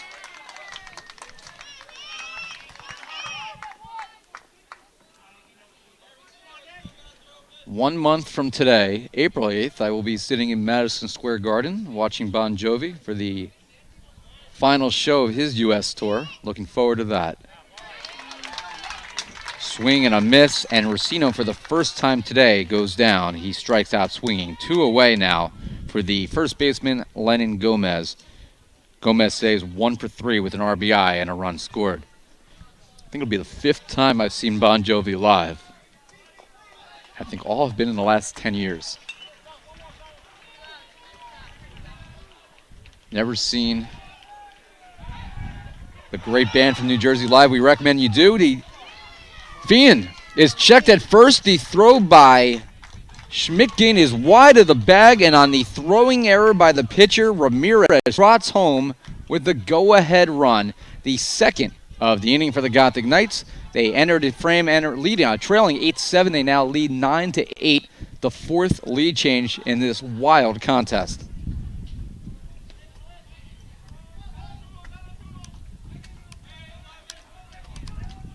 So that's an unearned run as well. 4th unearned run that the Gothic Knights can claim. And Lennon Gomez has strike 1.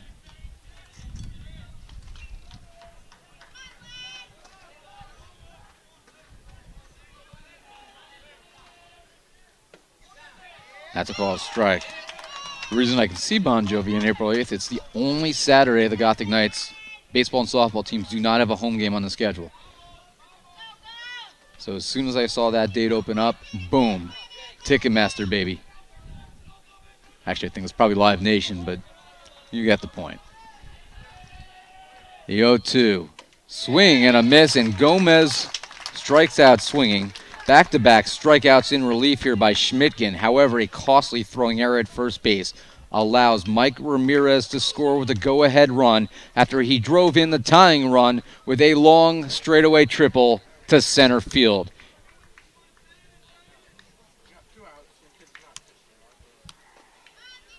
In the 5th inning for NJCU, 2 runs on 1 hit, 2 errors by the Muskies, 1 left on base. 4.5 in the books here in Auburndale, Florida. It is a 1-run game. It's 9-8.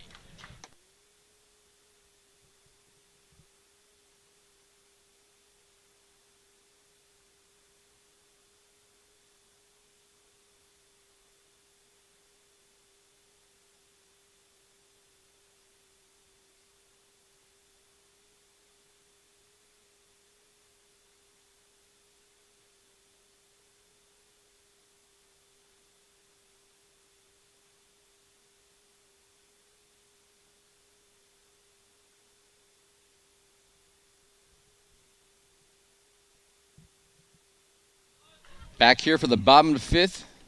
9-8 Gothic Knights lead here. Game 6 of this trip. We are in Auburndale, Florida at the Lake Myrtle Sports Complex, Field 6. NJCU, Muskingum in a battle. Every half inning has resulted in at least 1 run, with the exception of the top of the 1st and the bottom of the 3rd. And Folger out there for another inning of work. He will take on the 3rd baseman Mejia, who was hit by a pitch. He's also flown out to right. So he's 0 for 1 today.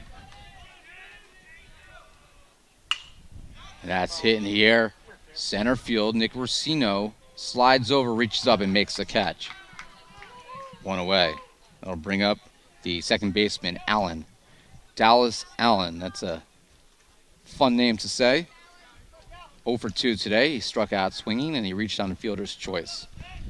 We say hello to NJCU Assistant Director of Athletics, George Deaver. Watching the game back in Jersey City. He's a Dallas Cowboys fan. Everybody has opinions regarding that, and he doesn't care that the Giants signed Brandon Marshall, but he should.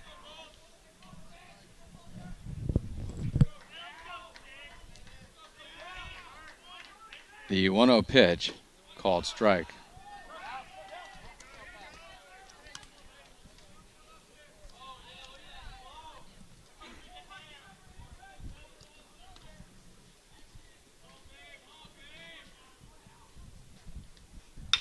That's in the air. Deep left center field. Going back is Fian, and it is off the fence, about 2 feet from the yellow piping across the top. So Allen did not miss a home run by much. However, he goes to second base with a 1-out double. Really hit that one a long way. I knew it wasn't gone off the bat, but you knew it might be close. And it hit about 4 or 5 feet up that fence, which is roughly 7, maybe 8 feet high.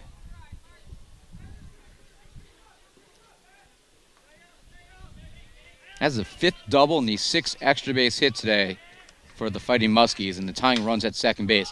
That is hit in the air to left field. This is going towards the line. Fian on the run, makes the catch, and Allen will stay at second base as the throw goes to Zach Buchholz, the shortstop.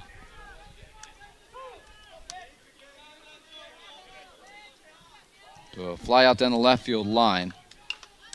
2-away will bring up the center fielder Van Way, who's been on base twice, an RBI double in the second inning. He was hit by a pitch in the 4th, and he scored twice. Number 9 hitter in the lineup for Muskingum.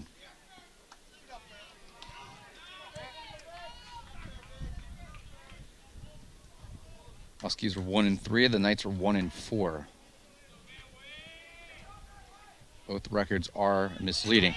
Ball in the dirt. Pulsini down to third. Not in time. And advancing on the wild pitch is Allen.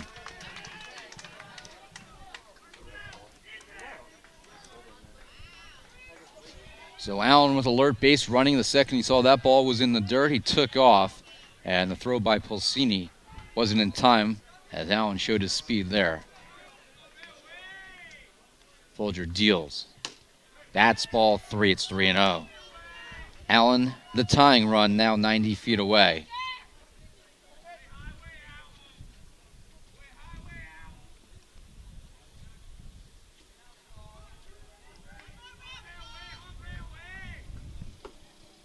And that's ball 4, so a 4-pitch walk.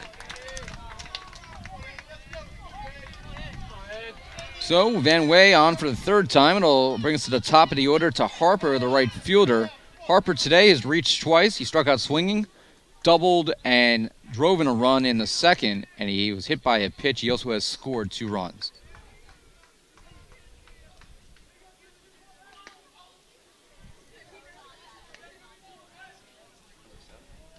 Muskies on the year, like NJCU, played a couple one-run games. They lost to NJAC and New Jersey City's NJAC rival Montclair State in 11 innings on Sunday, 3-2. Lost to WPI 1-0 in Game 1, 15-1 in Game 2 in that doubleheader. And then they beat St. Vincent 19-3.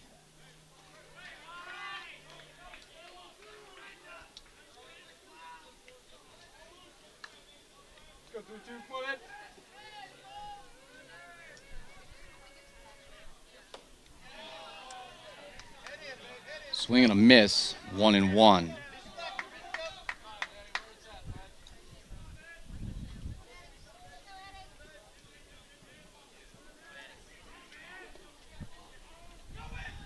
There goes the runner. And a stolen base by Van Way as Harper swings and misses that pitch down and low. 2 runners now in scoring position.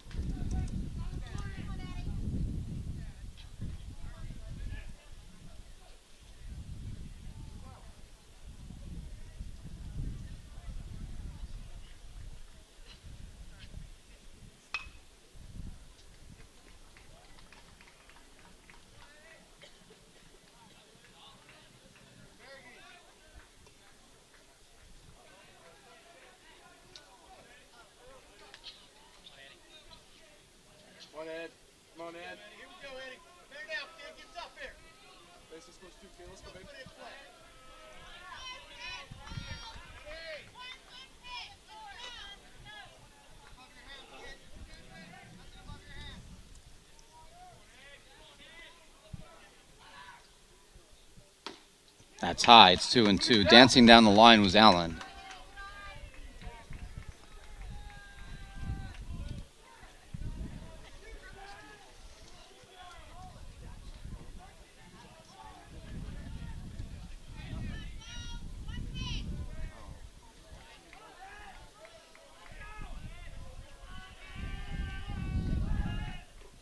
That's in the dirt. And the count is full at 3-2. A walk would load the bases.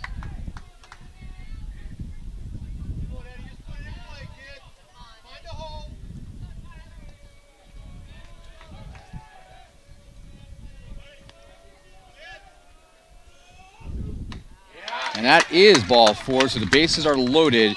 And with 2 outs, it'll bring up the shortstop, Lynn. The number 2 hitter in the lineup. He's 1 for 3 today with a single and a run scored. Drove in 1 in the second.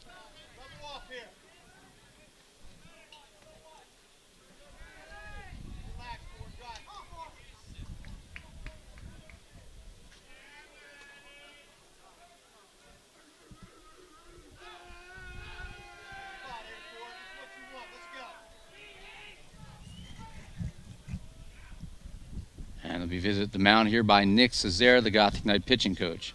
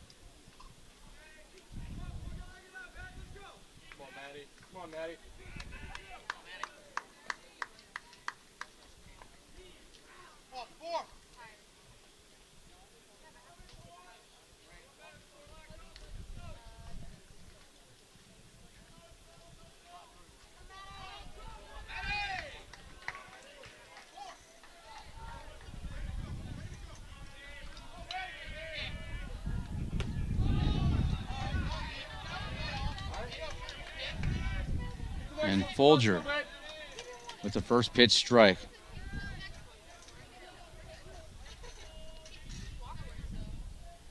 So Lynn, the shortstop,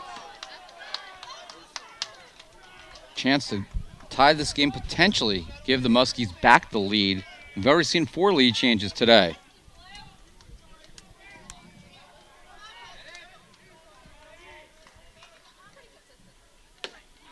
Swing and a miss, and it's 1-2. Let's go, man.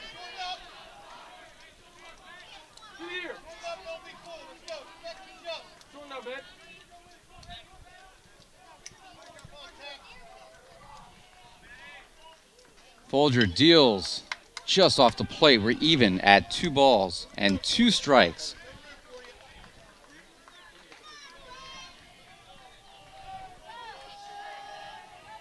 Folger, the pitcher record now for the Gothic Knights. Junior out of Toms River, New Jersey, way inside, and the count is full. And a ball would tie this game. Gothic Knights leading 9-8 here in the 5th.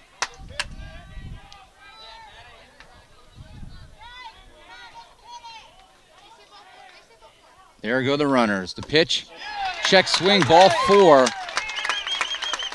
And that knocks in Allen with the tying run. We're tied at 9-9. An RBI bases loaded walk by Lynn.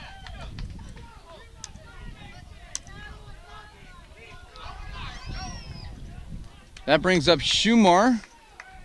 He's 1 for 1 today with 2 sacrifice flies and a double. Not a sacrifice fly situation because there's 2 outs. In the dirt, pops in the air. Pulsini can't find it, and Van Wey will score on the wild pitch. Everybody advancing a base. And Muskingum has grabbed a 10-9 lead as we go back and forth here in Auburndale.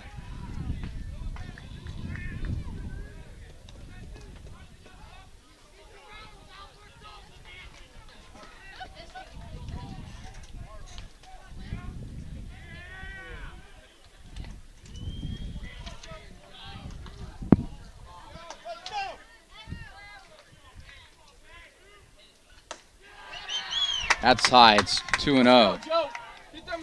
Let's go.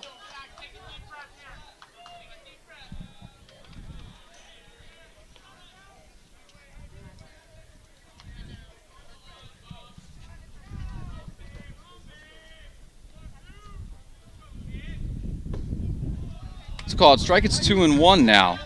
Runners at second and third. 9 runs, 11 hits, 1 error for NJCU. 10 runs, 9 hits, 3 errors for the Muskies. That is high. That's ball 3. First base is open, and if he gets on, Pagano, the cleanup hitters, due up next.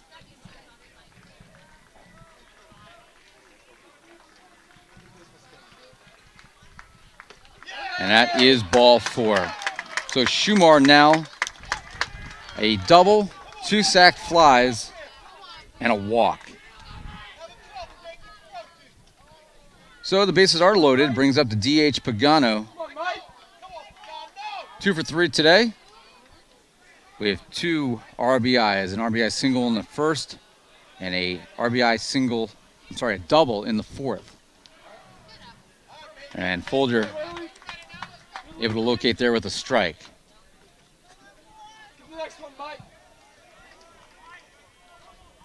And the 6'2 left-hander deals just high with that curve. Loses his hat in the process. Folger has a real nice head of hair. He and Joe Stone probably win the award for the best hair on the team. He 1-1. That's high as well. It's 2-1.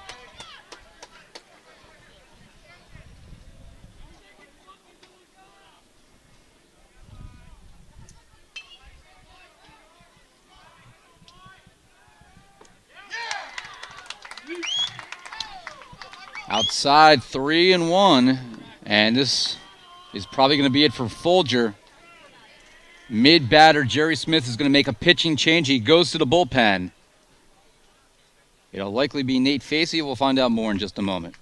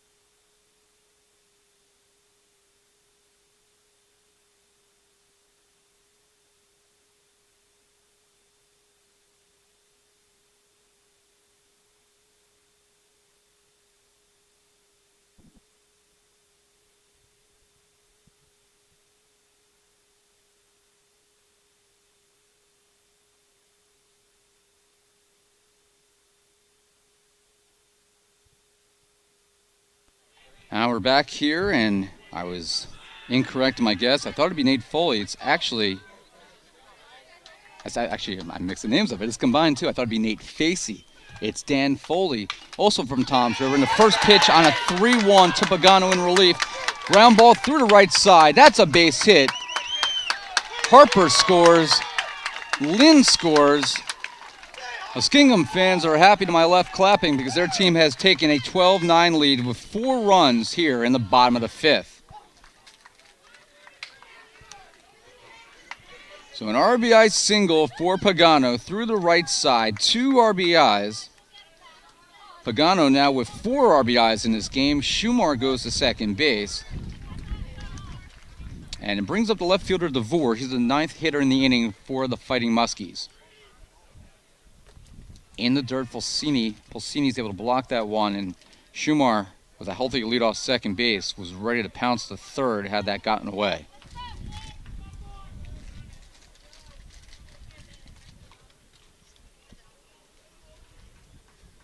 Foley, this is his 3rd appearance of the year. And time is called.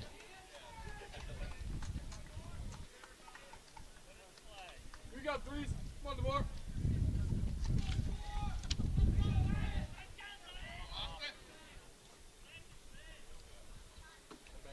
A little bit off the plate.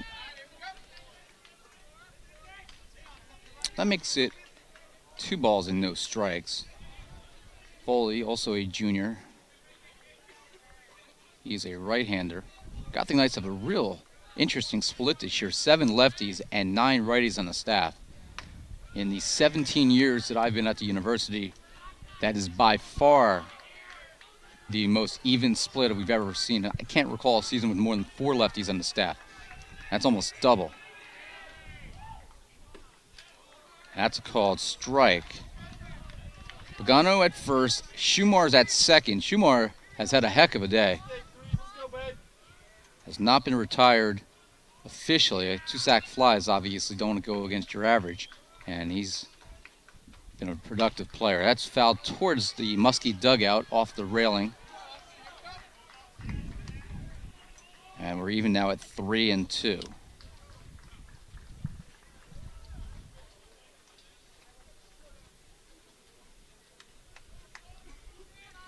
Dan Foley, 5'9", Toms River, New Jersey. He is a Toms River East graduate. He's a criminal justice major. And Foley is a hero because for a number of years he has served in the U.S. Army Reserve. He actually will miss at least 1 weekend every month of the season because of his Army duties that he has to go and serve at least 1 weekend a month. And the Gothic Knights are able to get out of the jam here as Foley comes in. And after coming in a 3-1 situation, he goes the distance here with DeVore and eventually strikes him out on 7 pitches. So DeVore strikes out swinging, and runners are stranded at first and second. But Muskingum will take it because they score 4 runs on 2 hits. They leave 2, and a 4-run inning. They regain a 12-9 lead. We now have had 6 innings in this game of at least 2 runs for these 2 squads. 12-9, I have a feeling we're not done yet.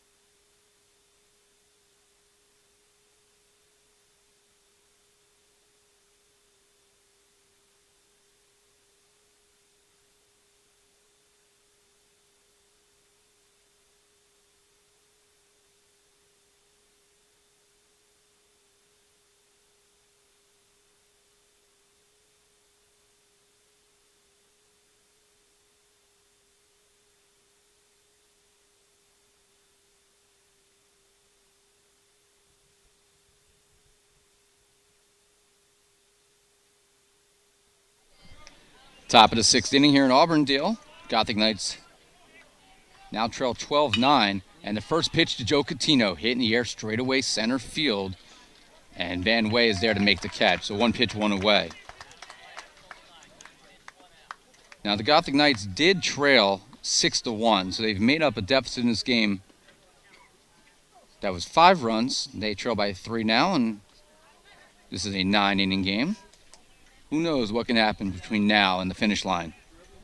Jeff Reineke is 2 for 3 today with a single in the third. He later scored, and an RBI double in the fourth. His average now at an even .550, 5.5 games into the season, and the first pitch is a strike.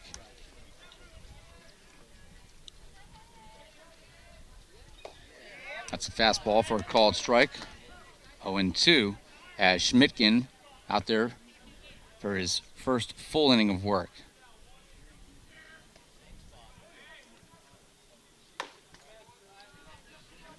Two and one.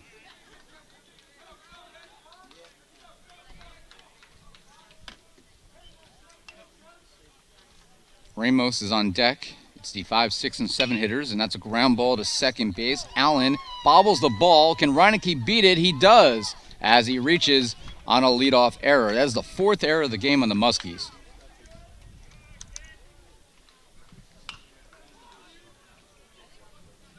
Last night, I took our coaching staff to go see the Florida State UCF game in Orlando. I have some friends at UCF who were able to provide me some tickets, which I greatly appreciate, and got to see the number 3 team in the country in Division I take on a very good 11-1 UCF team.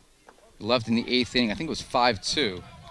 And what really amazed me about that Florida State team was how fast they got the infielders, the middle infielders specifically, got to grounded balls. Literally the second it was off the bat, they were at the edge of the infield grass charging the ball. On the 1-0 pitch, the third baseman for the Muskies is able to throw out Ramos as he dives headfirst into first base. Reineke advances to second base with 2 away. So a 5-3 ground out, and with 2 outs, it'll bring up Pulsini, who reached on an error in the 5th. He's 0 for 3 today. Yeah, I'm just absolutely fascinated by Florida State. And UCF, too, they played really solid defense, chased down some fly balls, but the second that the ball was off the bat, the shortstop for Florida State, as that was up and into Pulsini, the shortstop was already at the edge of the outfield, of the infield grass, after starting with his heels maybe 3 or 4 feet from the outfield grass. Just the reaction time to me was fascinating. That's why they're number 3 in the country in D1. That's in the dirt. Down here, let's go. What's interesting, of course, is that they also play, even though they're in the same state, they play 3-game series most of the time, and that was game 1, I believe, of a 3-game series. Fouled back right towards us, and it's 2-1. It's the first time I had ever been on the UCF campus. It's actually the largest school in the country in terms of undergraduate population, over 60,000 students. NJCU is close to 6,000, more than 8,000 if you count grad school. Man, but 60,000 students. The campus was enormous. I actually found out that 3 of the, I think the top 6 largest schools in the country are all here in Florida. UCF, Florida International, which I never would have guessed. Ground ball through the left side. That's a base hit. Reineke is being weighed by head coach Jerry Smith. The left fielder, DeVore, couldn't field it cleanly. Wouldn't have mattered as Reineke, with his speed, races around third, and he scores the 10th run. Both teams now in double figures, and the Gothic Knights now within 2. It's 12-10. So Pulsini's first hit and a 2-out RBI, and that brings up Zach Buchholz, who's already got a 2-run double today. And a foul ball from the adjacent field just landed next to some fans standing about 3 feet to my left.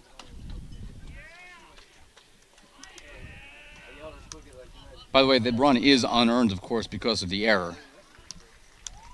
So that brings up Buchholz, and he swings and misses at the first pitch. 1 for 3 today. Swing and a miss on a fastball. It's 0-2. Buchholz with a ground out to the pitcher in the second. A 2-run double. Big hit in this game in the third. And he also scored after reaching on a fielder's choice in the 5th. We are in the top of inning number 6. Foul tip off the handle.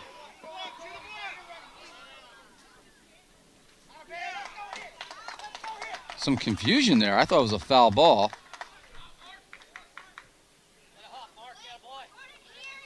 Buchholz just stood there because he thought it was a foul ball, and head coach Jerry Smith is out now to talk this over with the umpires Danny Dugalis and Ronaldo Cockrum. I thought it hit the bat. You heard the sound.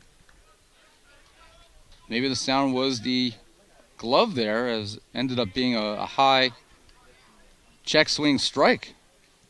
On either way, a little confusion there. Buchholz didn't know how to react. He didn't go down the first for a good 2-3 seconds.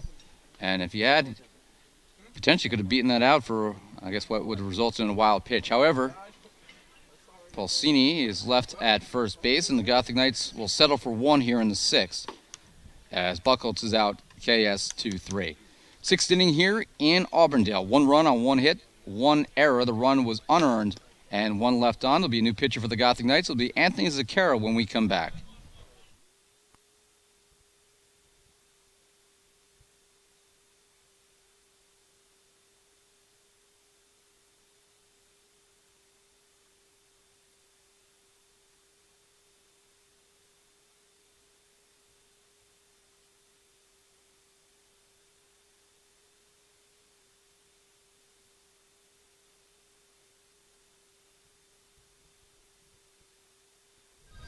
Bottom of the 6th coming up.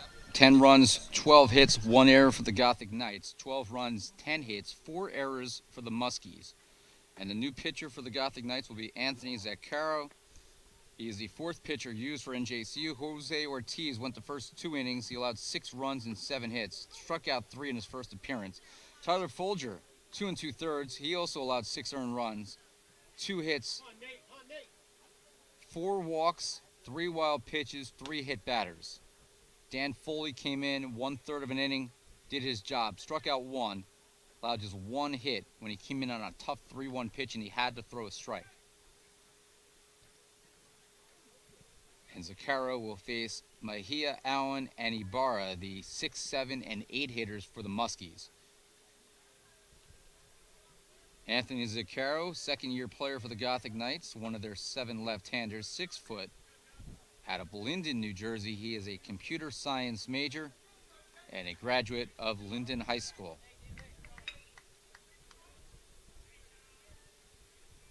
Zaccaro is a potential starter during non-conference games during the course of the season.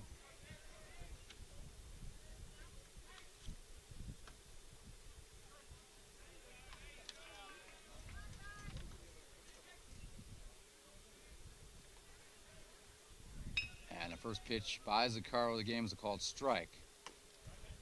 That's a little high, 1-1. Zaccaro, 1 appearance so far through 1 1/3 innings. He allowed 2 unearned runs. Ground ball to short. Buchholz bobbles it, and there'll be no play.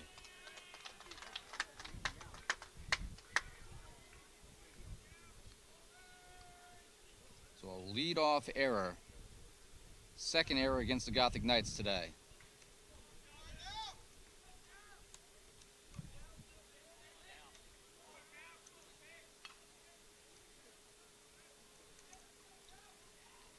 One man on, nobody out. Allen, the 2nd baseman, up, and first pitch is high. Allen doubled and scored in the 5th inning. He is 1 for 3 today. Also struck out and reached on a fielder's choice before being stranded at 3rd.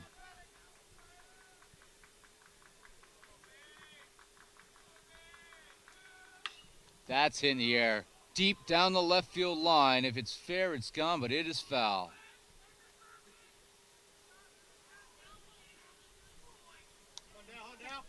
So a 340-foot plus strike.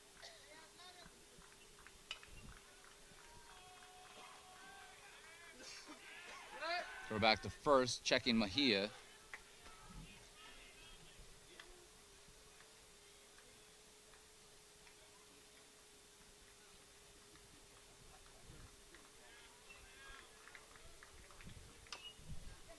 That's chopped foul.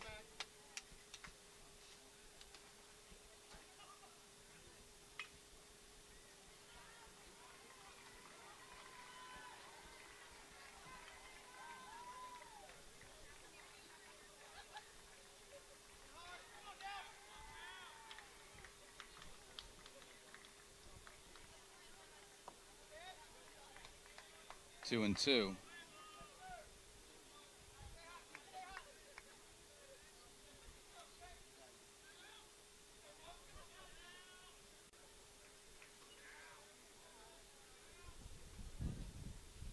Ground ball to third. Ramos tries to backhand it, couldn't do so. A sharply hit single caroms into foul territory, and Mejia will go all the way to third. It's going to be a double for Allen as he hit that one so hard. Ramos, no time to react to that one, and now with nobody out, 2 runners in scoring position for the Fighting Muskies.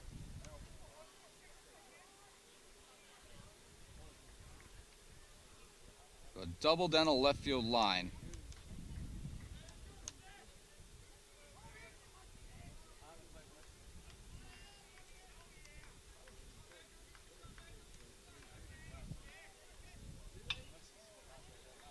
Has the 6th double of the game. And for Allen, that is actually his 2nd double. He has now doubled in consecutive innings.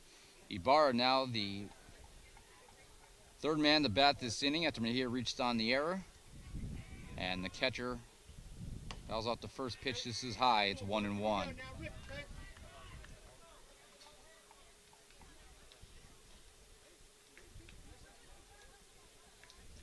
The NJAC against the OAC.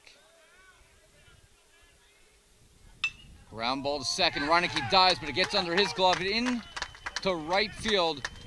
That'll clear the bases as Mejia and Allen both cross the plate. It's a 2-run, no-out single by Ibarra. And the Muskies have grabbed a 14-10 lead. Run by Mejia is unearned.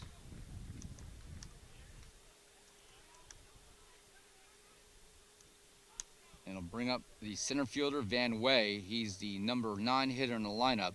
He's had a very productive day. He's been on base 3 times. A double with an RBI, a hit by pitch, a walk, and he has scored all 3 times. There goes Ibarra to throw to second base in time. As the throw by Pulsini is to the second base side of the bag and allows Jeff Reineke to come over and apply the tag in the nick of time. So a 2-5 caught stealing Van Way, the center fielder. Now up with the bases empty. I think the first pitch was a strike. That is popped up. Pulsini drops the mask, looking up, and it's going back towards us. And a tremendous catch by one of the Muskingum players that's watching the game right next to our broadcast booth. A one-handed, barehanded catch. Get that man on Sports Center.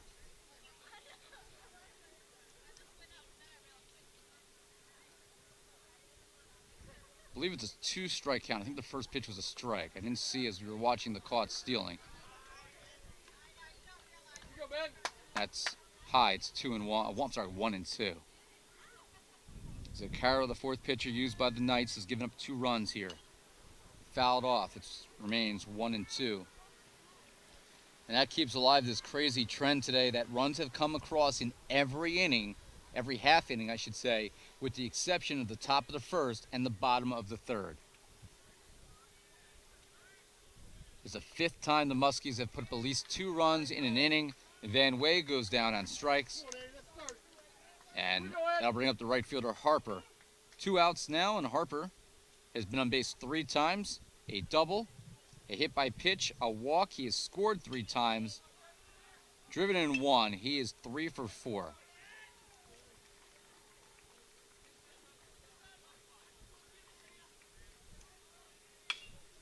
Ground ball, Ramos standing right in front of third base. Long throw to Gomez in time, and the inning is over as Harper swings at the first pitch and grounds out 5-3.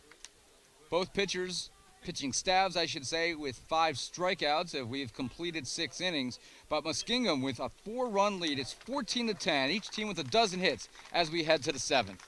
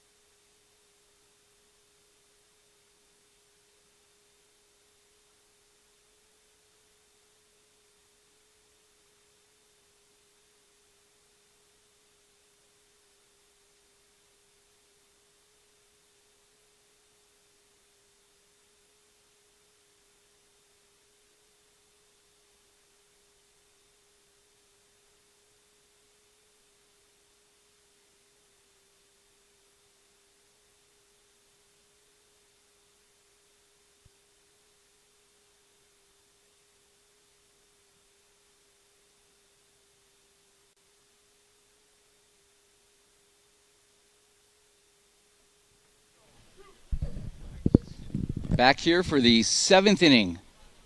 3 to go in a wild game here in Auburndale. New Jersey City, Muskingum, from 2 of the powerhouse conferences in Division III, are having an offensive battle right now.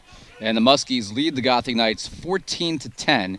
It'll be the top of the order: Ramirez, Fian, and Rusino. These 2 leagues have produced roughly 40% of all national championships in the history of Division III. The NJAC obviously the most of any conference, but the Ohio Athletic Conference, led by Marietta, is not that far behind. And a lot of the times when they've won it, they've beaten an NJAC team in the championship game. Montclair State comes to mind as falling victim to Marietta a few times. Ramirez, who had a triple to drive in a run and later scored in the 5th, steps in, and it's 1-1. Marietta, who I mentioned, as good as they are in baseball and they're nationally ranked, their men's basketball team, I believe, is in the Sweet 16 right now, has been a top 5 team in the country much of the year. So right now, their men's basketball team is more successful than their storied baseball team, as you hear a tractor who's preparing to touch up one of the adjacent fields go by me, and Ramirez chops that off of his foot. And it's 2-2. Gothic Knight men's basketball team going to the NCAA tournament this year for the 18th time. They fell in the first round to Skidmore after a 21-win season.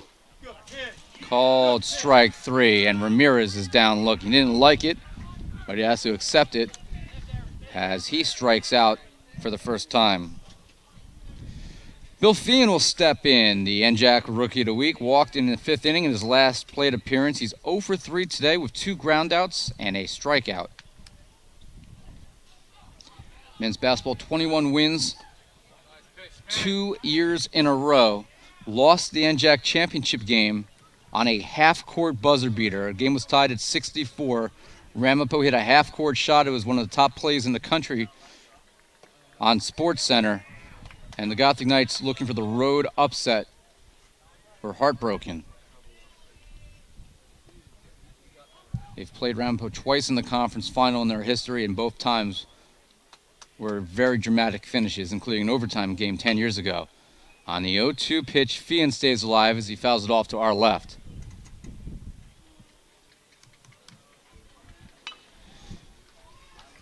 Ira Thor with you live here, Auburndale, Florida. 11:30, a game that is now 2.5 hours old. Fian chases that one, however, gets away from the catcher Ibarra, and Fian alertly down the first base on the wild pitch.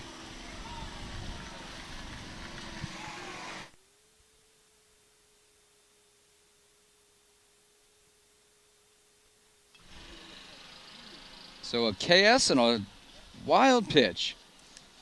And with 1 out, Nick Rusino steps in. The Gothic Knights trailing by 4, trying to generate something here in the top of the 7th. Line drive, right field, and that is going to fall in for a base hit. Fian to second. That's where the throw goes from the right fielder Harper. And with 1 away, it'll bring up Lennon Gomez.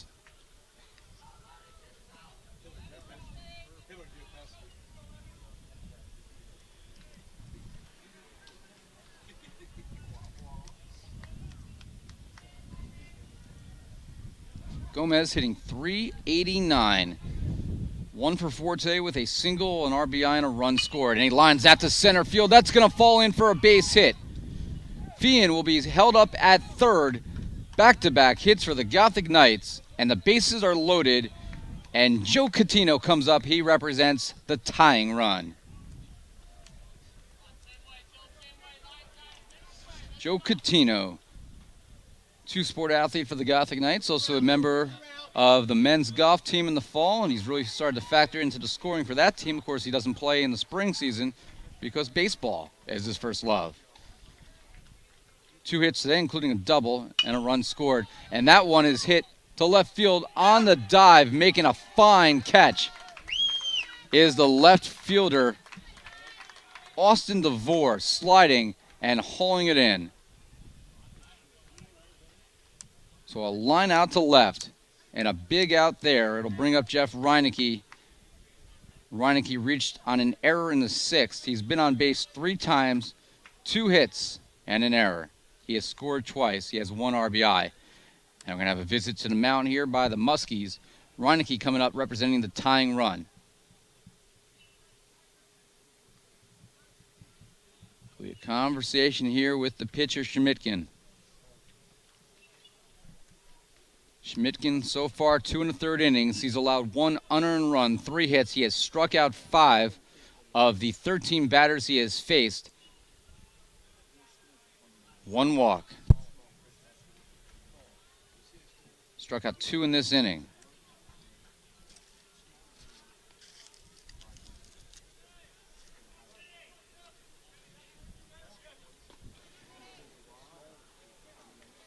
Can Reineke give NJCU some offense here? Line drive left center. It's going to fall in for a base hit. Scoring is Fian. Racino racing home. He will score. It's a 2-run single for Jeff Reineke. His 3rd hit of the day. And the Gothic Knights cut the deficit in half. 14-12.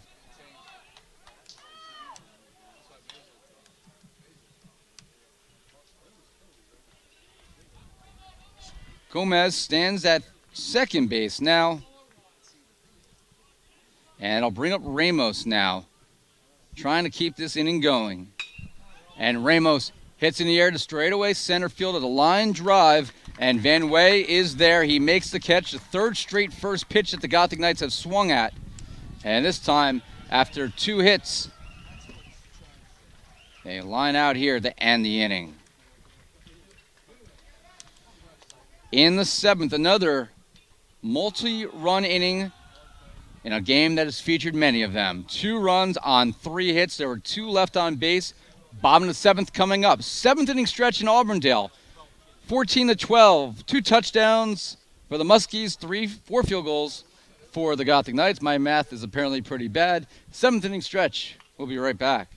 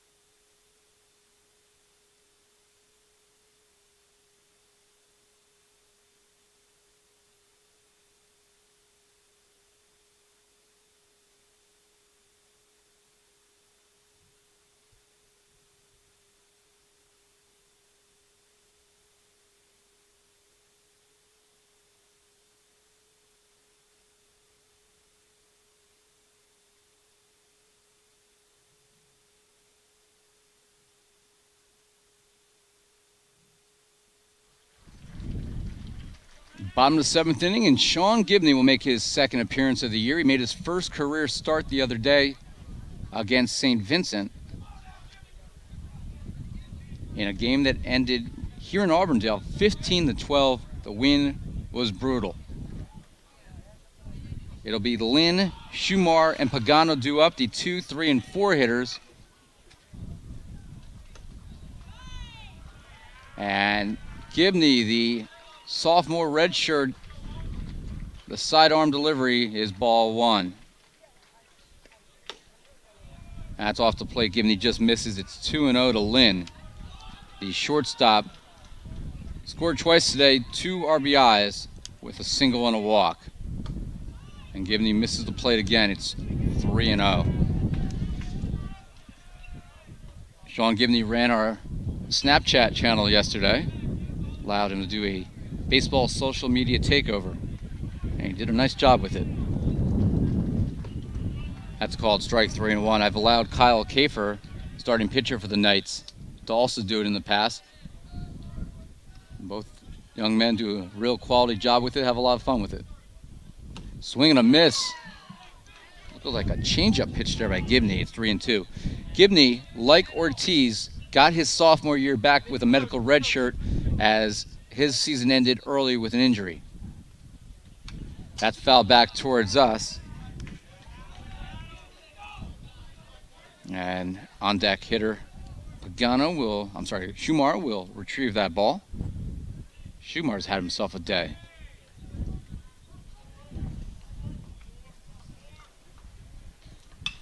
In the air, foul territory. Gomez gonna give it a look, but it's over the fence and out of play.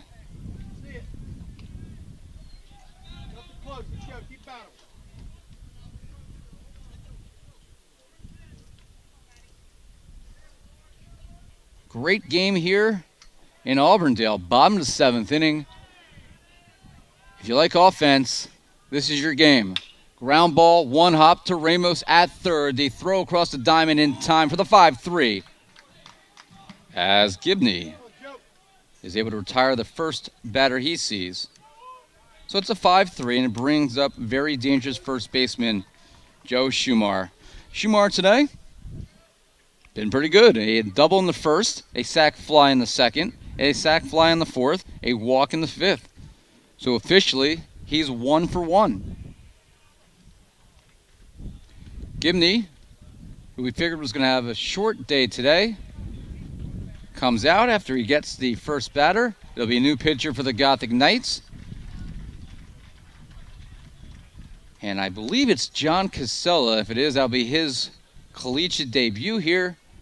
And it is John Casella, so as he does his warm-up pitches, we'll take a real quick break because I need a drink. And we'll be right back. You're watching Gothic Night Baseball here on Gothic Vision.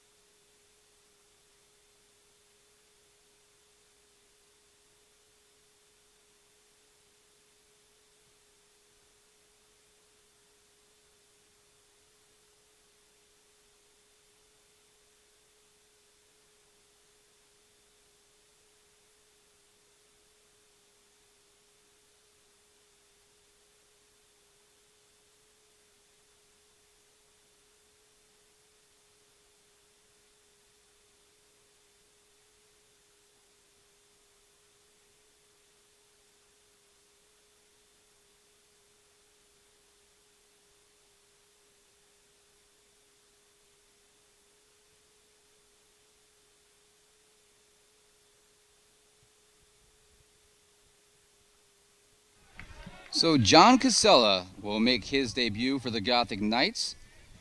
6'2", 155-pounder. He's a business management major.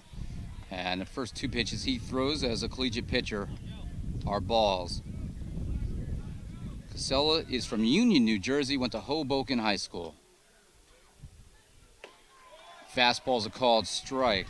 Casella is one of the few Hudson County players on the roster. Of course, NJCU located in Jersey City in Hudson County, but the team has a very central Jersey-based look.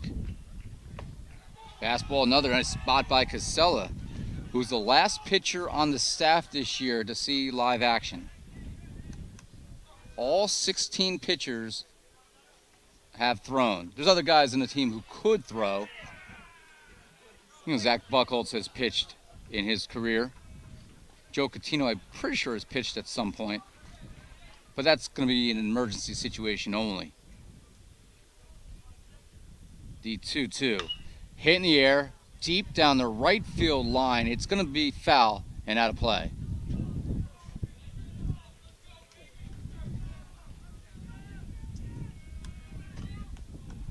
One of the great SIDs in America is not here, but Lenny Reich from Mount Union is with us.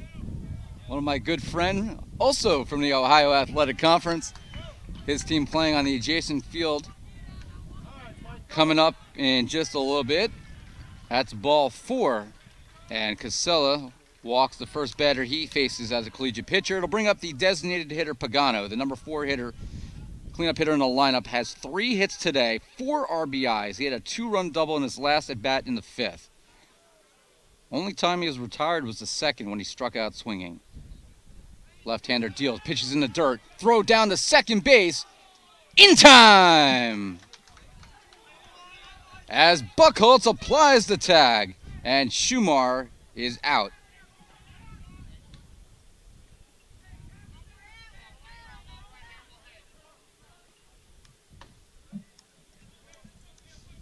So now 2 away.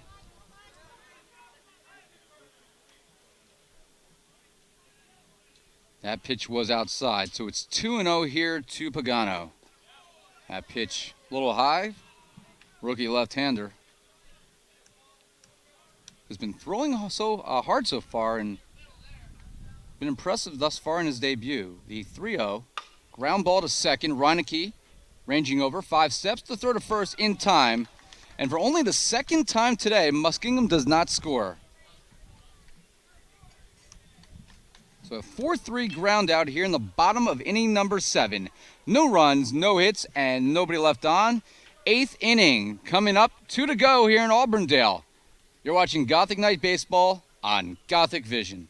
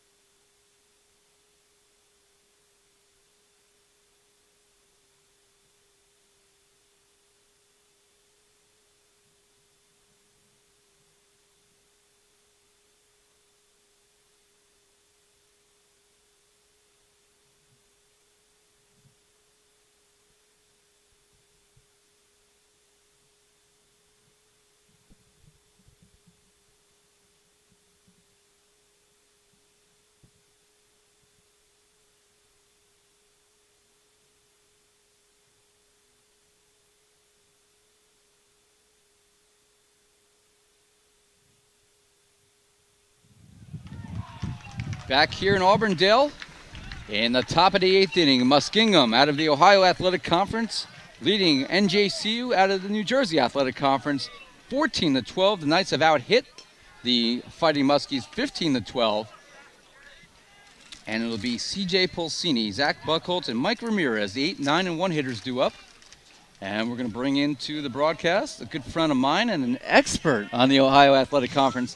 And it is Lenny Reich, the fabulous SID from Mount Union National Football Championship University. Lenny, thanks for joining us. First pitch to Pulsini is a called strike. Thanks, Ira. Well, being in the OAC, just being in the OAC forever just makes an expert. But this Muskingum program, usually a very competitive program in what is a very competitive Ohio Athletic Conference. Schmidtgen out there for another inning of work. That pitch low. It's 2-1.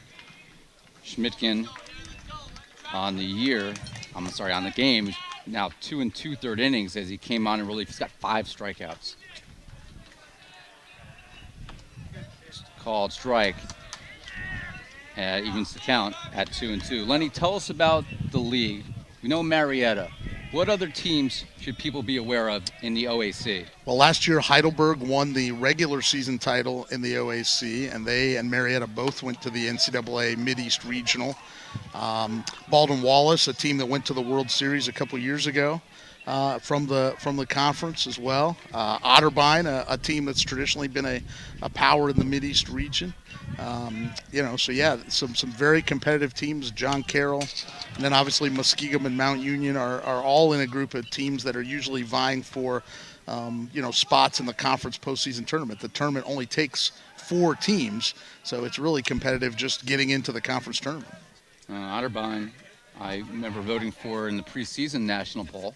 As Coutinho hits in the air, right center field, coming in and making the catch on the run is Van Way for out number 1. Now, you guys in football have won about 320 million national championships. 12, pinch but hitter that's here. close. Yeah, 12, but yeah. Only 12? Only 12 national championships in football. Yeah, only 12. There's some teams who haven't won 12 games in a decade. Pinch hitter here will be Sean Earhart for the Gothic Knights in place of Buckholz. Earhart, an even 500 in a short sample this season. And the left-handed hitter looks at strike 1. You guys didn't win the title this year. What happened? Did not win the title this year. Lost in the semifinals to the eventual national champ, Mary Hardin Baylor. Only lost by 2 points, 12-10. So it was a great job by Vince Karras and his staff, and trying to get back after it right away. They'll start spring practice right after this spring break that we're on right now. Earhart, the pinch hitter, an 0-2 count. He's from South Plainfield, New Jersey, South Plainfield High School, an economics major with a marketing minor.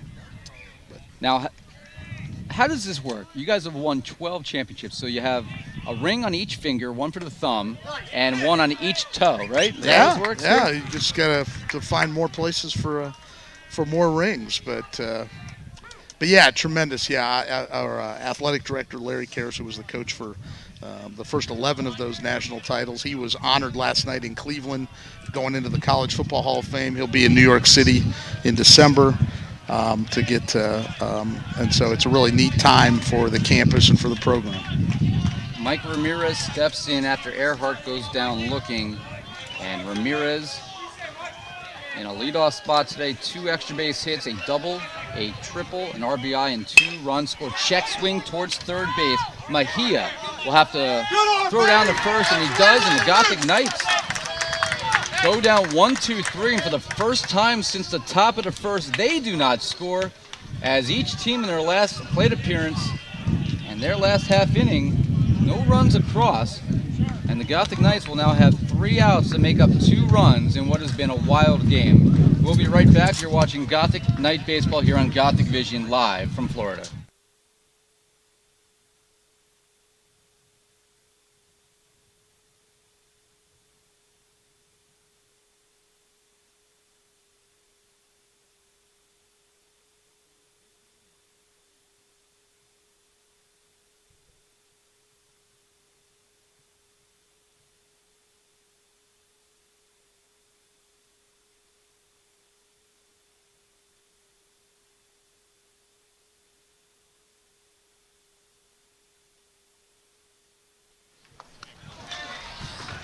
Bottom of the 8th here in Auburndale, Ira Thor, joined by my special guest, Lenny Reich from Mount Union.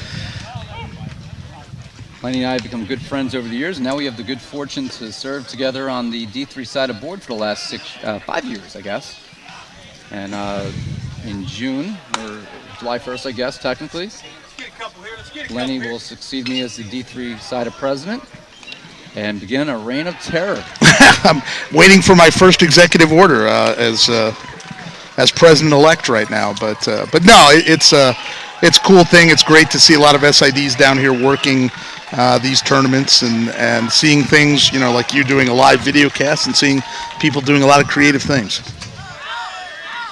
Cassell is out there for his second inning of work in his collegiate debut after a really good 7th. He's facing the left fielder, DeVore. That's fouled away. It's 1-1. I'll give you some trivia on the OAC, Ira. So the Ohio Athletic Conference that Muskingum, a longtime member of, the third oldest athletic conference in all of college athletics. Only the Big Ten and the Michigan Intercollegiate Athletic Association, the D3 Michigan League, are older than the OAC, which the OAC is older than the World Series, older than the Rose Bowl. So just a great historic conference. Ground ball right back up the middle. Nearly took off the glove of Casella, and that is a leadoff single here by Thor. He'll bring up the third baseman, Mejia, as it's the 5, 6, and 7 hitters due up here, and it'll be a pitching change for the Gothic Knights. Yeah, the MEAC, which has Hope, and Albion. Yep. Calvin. Albion, Calvin, Hope, yeah, the MIAA. In the entire country, at any level. I didn't know the Big 10 or whatever they are now, the Big 14. I didn't realize that they were the second oldest, but that's some good information. Yep. Yeah, and then the OAC. Now, none of the current OAC members are charter members, and a lot of the schools that now are in the Mid-American Conference, even Ohio State was at one point a Ohio Athletic Conference member. But 10 programs now, all in the state of Ohio, all with a lot of history and tradition, and all things where there's been sports where they've had some success over the years. Muskingum won a softball national title back in 2001. Otterbein, a basketball national title. Obviously, Mount Union in football, Marietta in baseball. There's been at least one sport where a team from the conference has had some run of success at a national level. Of course, you guys at Mount Union have sent on guys to the pros in football. Your wide receiver with the Redskins, obviously the most well-known. Two wide receivers, Pierre Garcon with the Redskins and Cecil Shorts now with the Tampa Bay Buccaneers. And yeah, well, it's a big day for you in wide receiver news. I hear the Giants have made some wide receiver news already this morning. We talked about that a little earlier before you joined us. Brandon Marshall signed by the Giants, which means Eli Manning will throw for 52,000 yards next year, and the Giants will go 17-0. I was going to ask you, are they even going to attempt to run the football, or is it just going to be just throw? Oh, there's no need to ever run. They're not even going to have a running back. They're not going to have one on the roster. And I said 17-0 because they're going to be so good. They're just going to play an extra game just to... The preseason wins will count now. One of them will count. Probably be the one against the Jets, of course. Not just, Jets let Marshall go, so the game against them counts. Corey Nace will make the appearance, his second of this trip. Nace also from Toms River, so the third of 4 Toms River, New Jersey pitchers to throw today.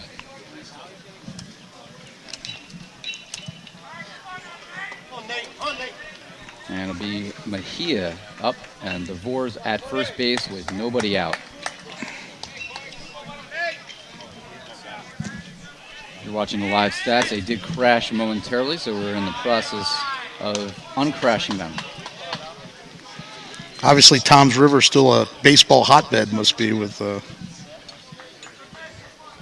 Has been for years, and that's for people outside of New Jersey and Lenny, obviously living in Ohio. Everybody knows Toms River because of baseball.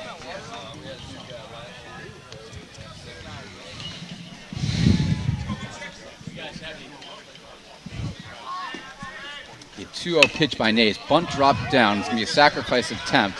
Nace throws on to first. 1-3 sack bunt. And that will send the runner to second base as DeVore gives a runner in scoring position for the Muskies with one away here in the bottom of inning number 8. So I'm sure you explained to all your fans what a muskie actually is. Did you, make sure to... Why don't you enlighten us, my friend? It's a fish with teeth.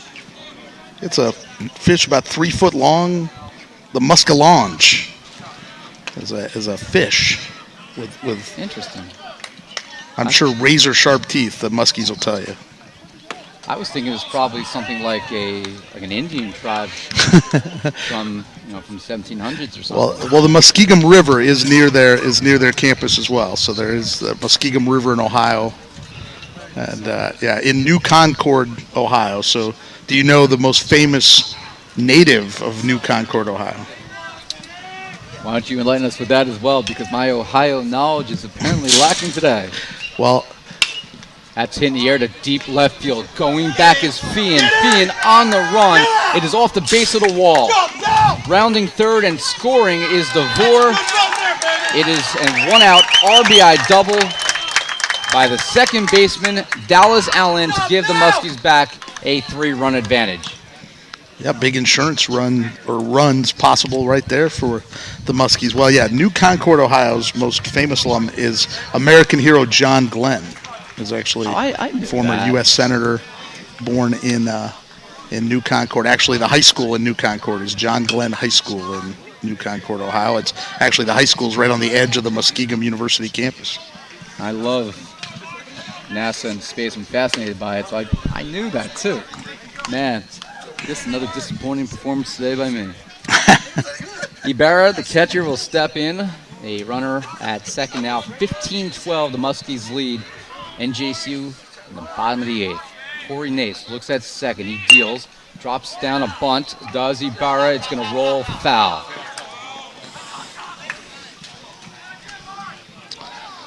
Let's go, Corey. Yeah, if you're looking at a map, Muskingum University is probably about halfway between Columbus, Ohio, and Pittsburgh, Pennsylvania. If you drew a straight line between the two, it'd be about halfway with where you'd find Muskingum University. Probably it's 2.5 hours south of Cleveland.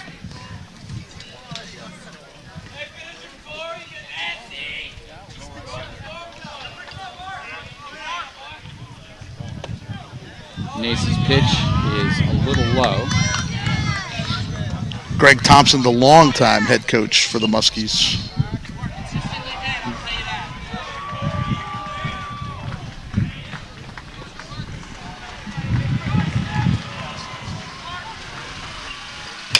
And that's chopped foul to the left of third base.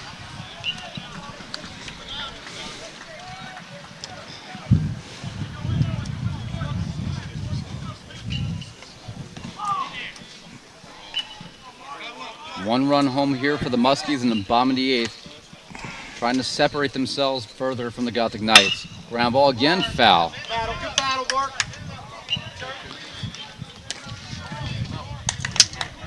The Muskies will start conference play. Actually, the OAC will start conference play 2 weeks from Saturday. Corey lists his mom, Angela, as his hero in our online profile each year, and coincidentally, she's standing directly to my right now, videotaping Corey pitching in a tough spot in the 8th.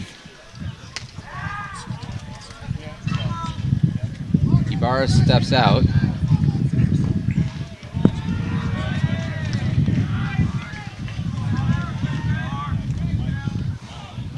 Looks at second, and he deals. That's in the third. Polsini keeps it in front of him, and the count is even at 2-2.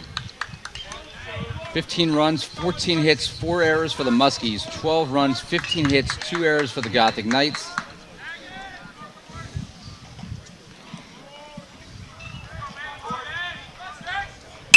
Popped in the air. Shallow left field. Out goes Legato, reaching up as he calls off Ramos to make the catch. So a pop out to the shortstop to shallow left. And with 2 away, it'll bring up the center fielder Van Way. Van Way struck out in the 6th, the only time he's been retired today. Doubled in the 2nd, hit by a pitch in the 4th, walked in the 5th, and he has scored 3 times in the number 9 spot.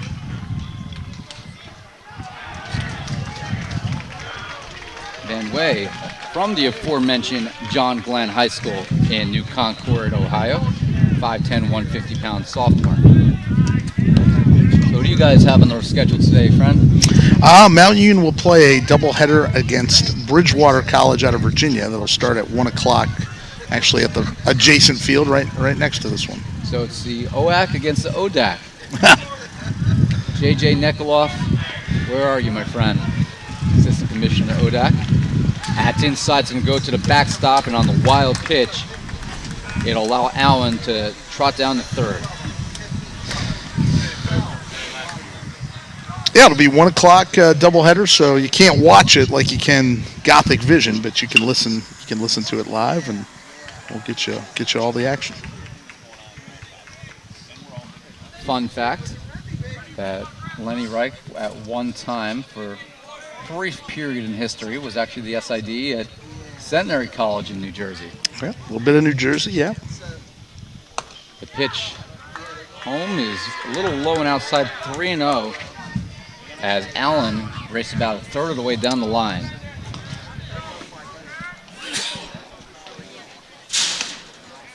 That's a called strike at the knees on the outside corner, 3-1. Had a great time in my brief stint in the Garden State. So. It's the greatest place on earth. Ground ball, Legato with the backhand. He'll have to throw across the diamond in time. A fabulous play by Nick Legato in a reserve defensive role at shortstop, and a tremendous play to end the threat here and keep another run off the board in the 8th. As Van Way goes down 6-3, 1 run on 2 hits, 1 left on base. Legato with the play of the game defensively. The Gothic Knights will have 1 chance to make up 3 runs as they bat in the 9th. It'll be the 2, 3, and 4 hitters, Fian, Racino, and Gomez. We'll keep it here as we have a rare opportunity to talk to someone I like. Not saying I don't like. Well, I hope it's not rare that there's people that you like, but that's... Well, you know, there's a lot of people that I like, but most of them aren't brave enough to throw on the headset and join us in the broadcast. You're wearing shorts. I walked out of the condo we're staying in this morning at about 6:45 a.m. and it was still in the low 60s. Well, So I put on a pair of jeans because it was chilly out, and lo and behold, boom! It is currently probably close to 80. yeah, well, you know, you are in Florida. I did go to college down south, so I kind of know what happens from early in the morning till midday when it, especially in Central Florida this time of year. But it's actually, today's really the first day all week that's been a Florida-like day. The last couple days, the wind's been coming out of the east. There's been overcast skies. It's been relatively cool by the way Central Florida goes. So today is really the first day where it feels like you're in Florida.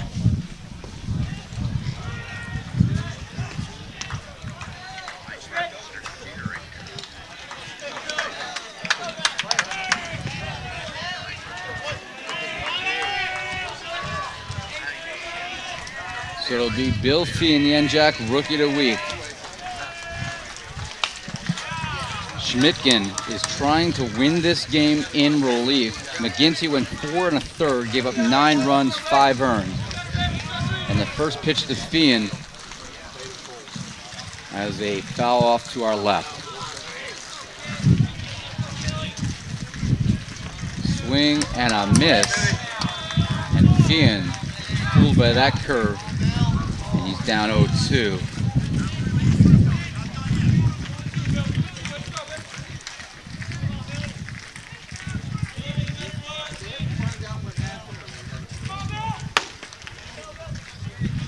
That's outside 1-2.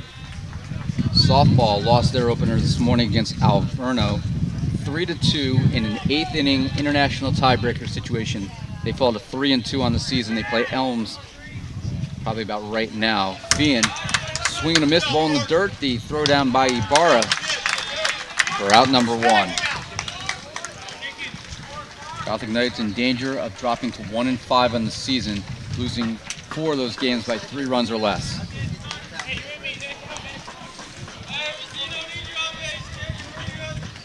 That'll bring up Nick Racino.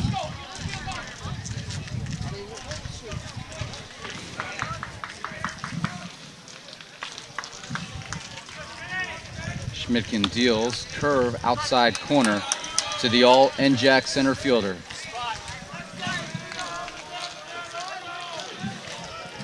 Racino, a National Security Studies major, with a very high GPA. Inside, hit him on the left shoulder. He turned away from it, trying to get out of the way. But it was really far inside. No escaping from that pitch. Definitely one that got away from the pitcher there, Ira. It's, you know, I mean, crap, you got a 3-run lead. It's the 9th inning. You almost just want to throw it over the plate and let your defense make some plays and try and get out of here. The Muskies looking for their second win. They're 1-3. Gothic Knights fly back to Jersey tonight. Arrive home a little bit after 12:30 in the morning. and then play Friday night in a makeup game at Stevens. Ground ball to third, slowly hit, should only be one. Force was in time. Double play. A double play as Gomez did not run well out of the box, and the ball game is over if this play holds up. And it is indeed a 5-4-3 double play to end the game as Gomez grounds out into the double play, and the ball game is over as the Gothic Knights. Gomez did not run well there, and NJCU loses a very tough one here in Central Florida to finish this trip at 1-5. In the ninth inning, no runs, no hits, and nobody left on. Your final score today, Muskingum 15 runs, 14 hits, 4 errors. NJCU 12 runs, 15 hits, and 2 errors as the Gothic Knights head back to Jersey, 1-5. Lenny, I thank you for joining us. Any final thoughts from what you saw in 2 innings today? Yeah, well, saw definitely a lot of offense, teams getting after it. There'll be, still lots of baseball left to play for both these teams. For Muskingum, the winning pitcher today is Schmidtgen, 4 2/3 innings, 7 strikeouts, 1 walk, through 59 pitches, allowed 2 earned runs, and 4 hits. So the Gothic Knights, the losing pitcher, is Folger, his second loss of the year. 6 runs allowed, 4 walks, 3 hit batters, 3 wild pitches as NJC drops this one. Leading hitters for both teams today, Muskingum had a few, led by the designated hitter Pagano, 4 RBIs, 3 for 5. Lynn and Schumar with 2 RBIs apiece. Allen was 3 for 5 with 2 runs scored. Ibarra, 2 RBIs and 2 hits. Allen had 3 doubles in the game, and as a team, 7 doubles and 1 triple, 8 extra base hits for the Muskies. The Gothic Knights today actually out-hit Muskingum in a loss, 15-14. Spursino was 3 for 4 with 3 runs. Another fine game by Jeff Reinecke, 3 for 5, 3 RBIs, 2 runs. Ramirez, a double, a triple, 2 hits, 2 runs in a leadoff DH spot for the first time in his career. 2 runs driven in by both Ramos and Buchholz, but it's not enough as the Gothic Knights fall to 1-5 on the year. Well, that'll do it for our coverage of the 2017 spring trip here in Auburndale, Florida. We'll be sure to bring you live coverage of Gothic Knight baseball throughout the 2017 season from the Thomas M. Garrity Athletic Complex in frigid Jersey City. We hope it warms up by the time we get home. NJCU falling today to Muskingum. I thank my partner for the latter few innings here, Mountain Union's finest, Lenny Reich. And on behalf of everyone at NJCU Athletics, I'm Ira Thor. Thanks for watching today's broadcast of NJCU Baseball and Gothic Vision, and for tuning in all trip long. We'll speak to you again in the great Garden State, and until then, be well, everybody.